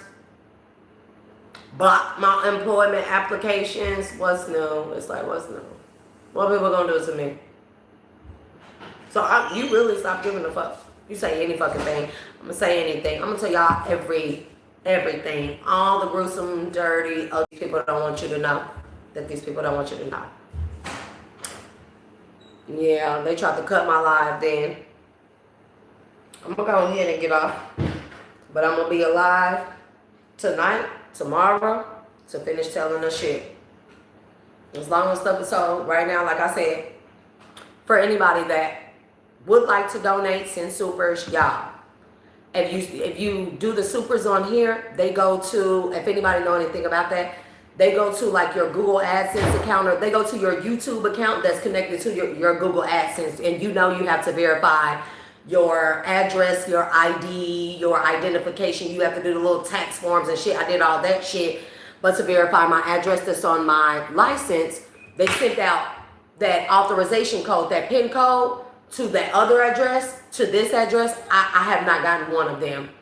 Informed delivery showed me one came on the 15th, and they still ain't fucking delivered it. So if you donate on here or you do the supers, they go to that, but I can't access. The card's already connected, the bank's already connected. They won't release the shit to my bank until I verify with that PIN. So I'm not getting shit. This is a deprivation tactic. It's like, then what? What am I supposed to do? Go sell some ass somewhere? Not doing that. I'm not doing that.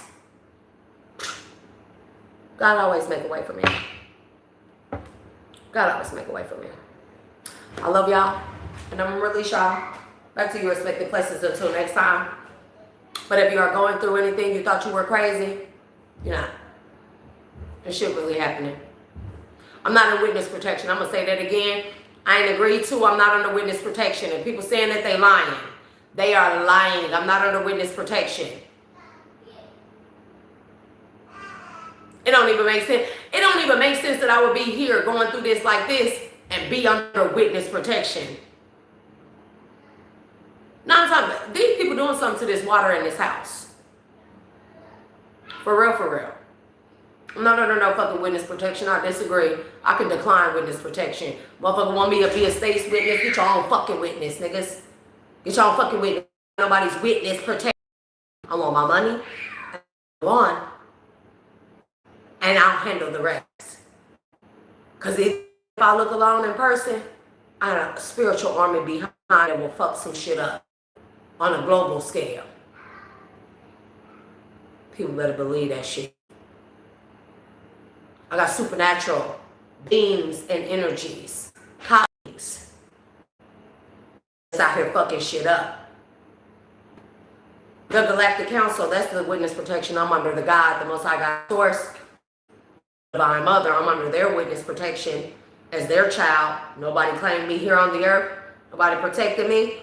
Well, I'm under witness protection under them. These, you fucking feds, you cops, you CIA, I'm not under your fucking witness protection. Remove that shit. I disagree. I do not agree. I decline. I do not agree in acquiescence.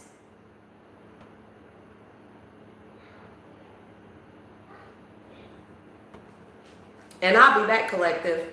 Because like I said, I ain't going no fucking where. I am in pain today. And I don't know what's going on with my shoulder blade, bro. It hurt. It hurt like real bad.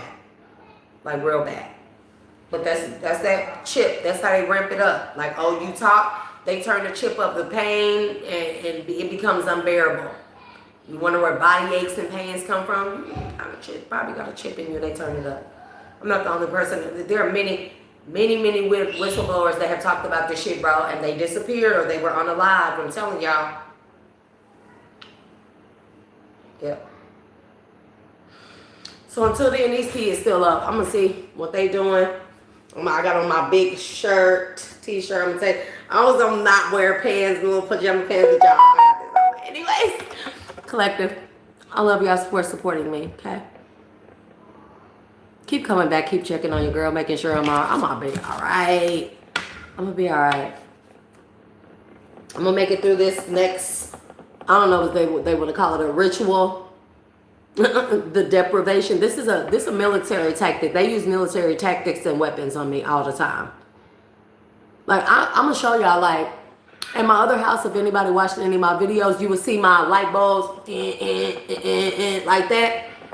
That's because though the light bulbs are typically LED, the filaments in them, they are typically being affected by the energy sound weapons. They send those energy weapons at me to try. It used to like the pain right here. It could be a chip or it could be the energy weapons that activate the chip. It could be two different things. It could be multiple things.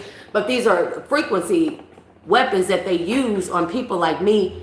And how I know that they using them is because the lights around here will start flickering. When I go into that kitchen, I'm gonna show y'all. It ain't doing it right now, but every time I walk into that kitchen, bro, them lights in that kitchen, they flashing on and off. I say, yeah, they send the energy sound weapons at me. I go the fuck outside, bro.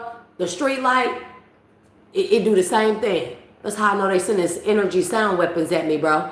But that shit don't hurt me anymore. It's just like, oh, what do you got next?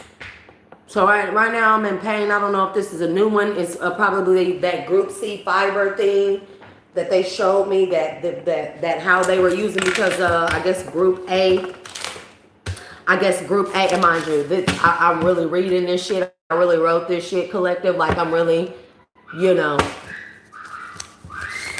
like I really do be like reading them, like getting these downloads and writing this shit, bro. Like they show me formulas and all kind of shit. They show me formulas. They show me ratios. They show me all this kind of shit, bro.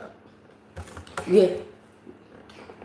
Kaya and Kayla keep talking about me, and they keep calling me fat, and they keep. Are you fat?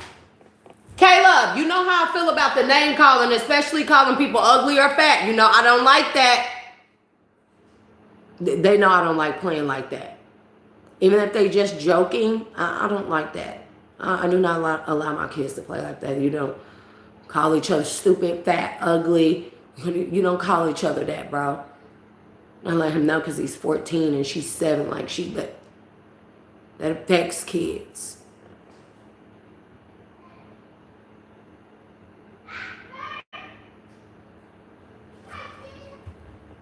But yeah, they use energy sound weapons. But yeah, they give me the formulas.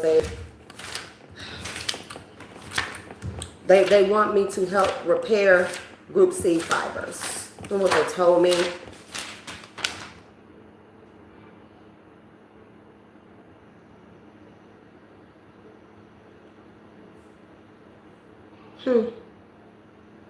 Interesting.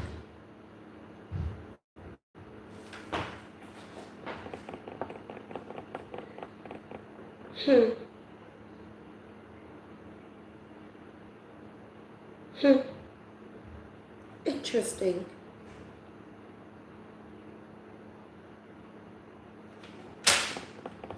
Boy, people should really be careful.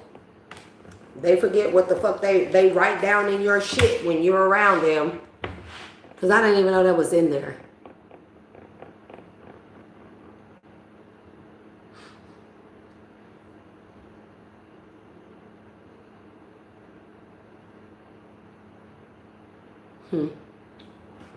Okay, I'm being told not to get that out. But we will come back, collective. That was just a talk. That was just, I guess I wasn't going to use the cards for anybody that was looking for a tarot card reading. Most people are looking for that. But my channel, of course, if it is dual in nature, it serves many purposes. Not just tarot readings for the general collective, but for me to share. Yeah, I was waiting on this performer. There's some type of boxer or something who been trying to use me as a sacrifice too. I think this person is like a violinist or something that wants power. This person could double as like some type of fighter or something, but they getting their ass tore up by them fucking my extraterrestrial ancestors. I don't give a fuck if people think that I'm tripping or not. They getting their ass fucked up. Because some of them energies, some of them ancestors don't be fucking human. They don't be, they be like, you know, whatever. They be like, people always think ancestors are human. Oh, somebody gonna burn alive in a fire. This person could be of European descent. They are atheists too. It could be somebody's sibling. It could be a leader's sibling that's European that's gonna burn up in a fire, or they're gonna suffer severe physical damage by fire, and they are atheists. These are people that believe in the stars here. Oh, we got a lot going on. I guess my next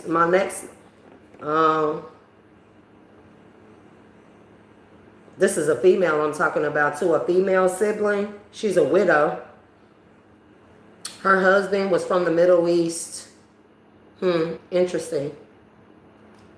She could be in her late 40s, early 50s. Anyways, collective, I'm going to check y'all out later. Make sure y'all notification bells are turned to the on or turned on, and the all button is selected. My shoulder blade hurt a lot. And until next time, peace, y'all, and Godspeed.